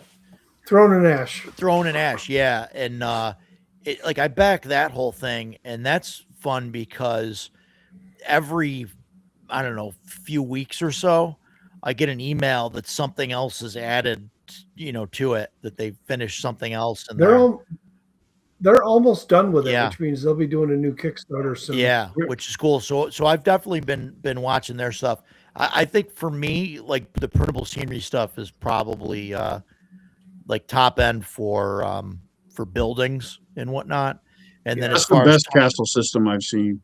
and as far as tiles Yeah. go, I really like Fat Dragon Games, and the miniatures that I get, which which I print in these wonderful solid color pieces, are bright minis, which is a guy on Patreon that does it, and they're all designed for FDM support free prints. So that's fantastic for me because I don't want to worry about cleaning up support. I really hope that Printable Scenery's next set is like a desert set or an Arctic set, or because they've done castles multiple times. We don't need castles. We don't really need more dungeon tiles. They did dungeon tiles early on, but they've never done anything since. I think they probably decided that Fat Dragon Games does enough of that they rather focus on buildings. I would love to see some different theme sets. I mean, listen, their halfling set was amazing. It was awesome. Really was. I mean, that's all like that halfling house that I made. This one here is for Leo. I sent one to Tina from she was with Trollord Games, running games and the Trollord Games stuff at Page. Yeah. So that's the third one. I sold one at Page, then she wanted one, and then Leo wanted one. It's just a great set. All the pieces in it are phenomenal. The trees, and I'm afraid to make some of the other ones and print them and show them because the other ones have like trees grow. They're cooler than that. But they're awesome. Yeah, but they're going to be hard. Yeah. They're going to be hard for me to ship. So that's why I'm a little hesitant about making more of those. I'm kind of curious because I know the guy that does. I don't know him personally, but the guy that designed that halfling village and a bunch of their other stuff. I watched a video from him the other day, and it sounded like I'd have to listen to it again, but it sounded like he wasn't designing stuff for other people anymore because he said something about going back to doing his own stuff after designing for other people. So I'll be interested to see what they come up with. But that halfling, I want that whole village, Mike. Like that halfling stuff is awesome. So I might bring some of the other buildings with me. I don't know. I'll see. I'm obviously gonna make them for myself. I still don't have one of those for myself. This is the third one I've made, and they've all been sold. The nice part about it is those 3 have covered my license for the whole year. Not that I didn't pay for. Not that I didn't pay for the license. I got it last June, and I think I paid for it shortly after Central New York between what I sold there and orders I got afterwards. So I think it was paid for the whole year then. But yeah, I mean it's been a great license. I will definitely be keeping it. Yeah. And their products are fantastic. They've had some good sets since the Halfling one too, though. I mean, obviously Throne and Ash is great. The other set, I can't think of what it's called. The one with all the ruins, and I made a bunch of that stuff for Troy. Oh, the Ramshackle? Ramshackle something. Yeah, the Ramshackle. Yeah, my buddy and I were looking at that the other day. He wants a bunch of the gloaming awesome. swamps stuff is great. That's where the turtle came from.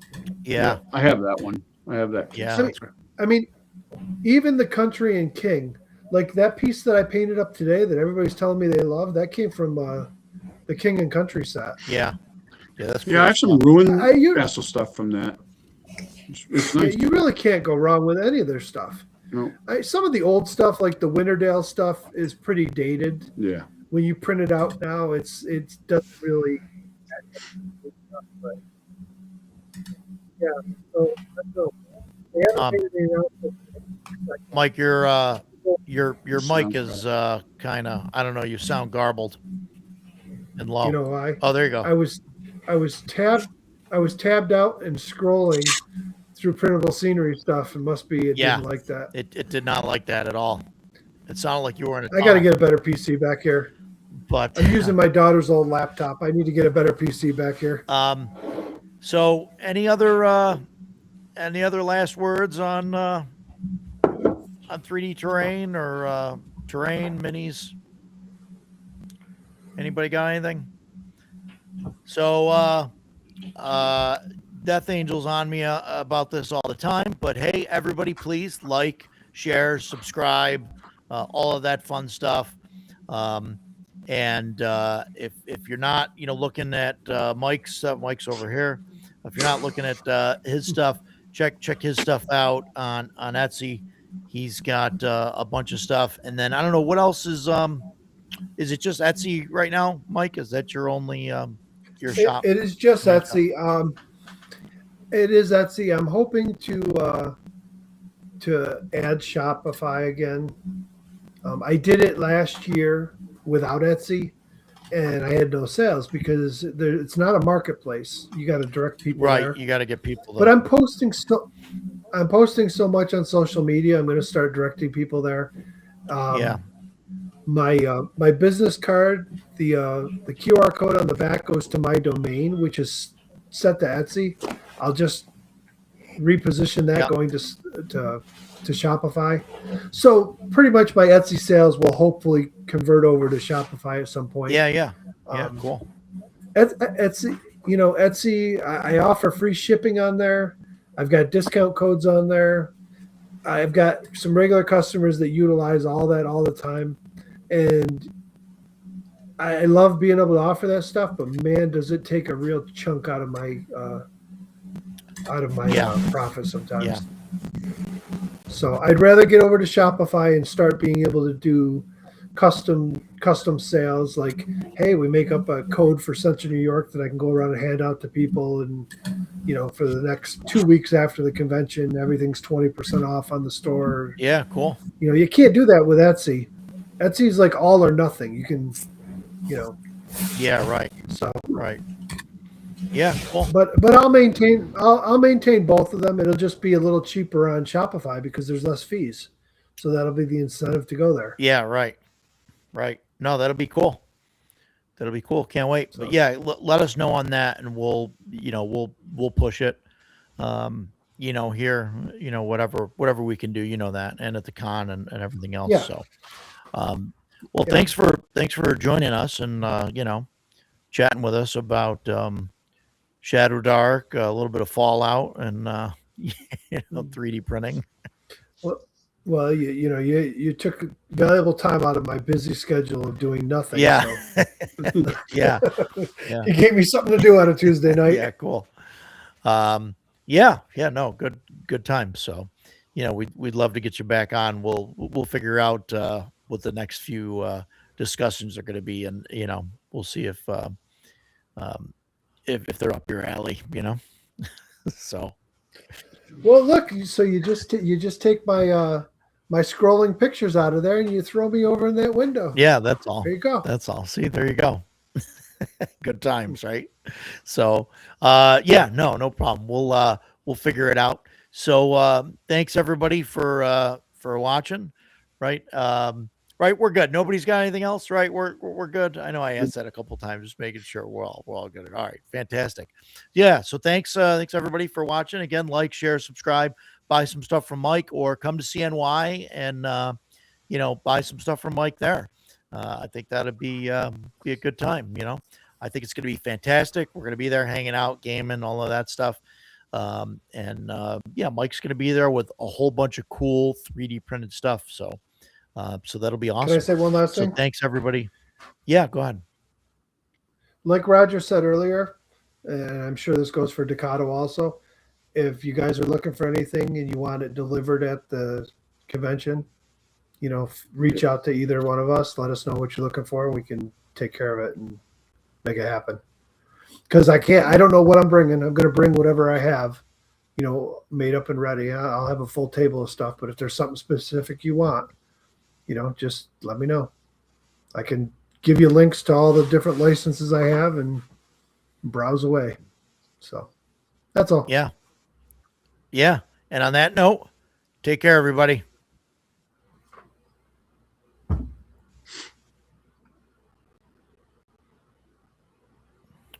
Maybe. Maybe.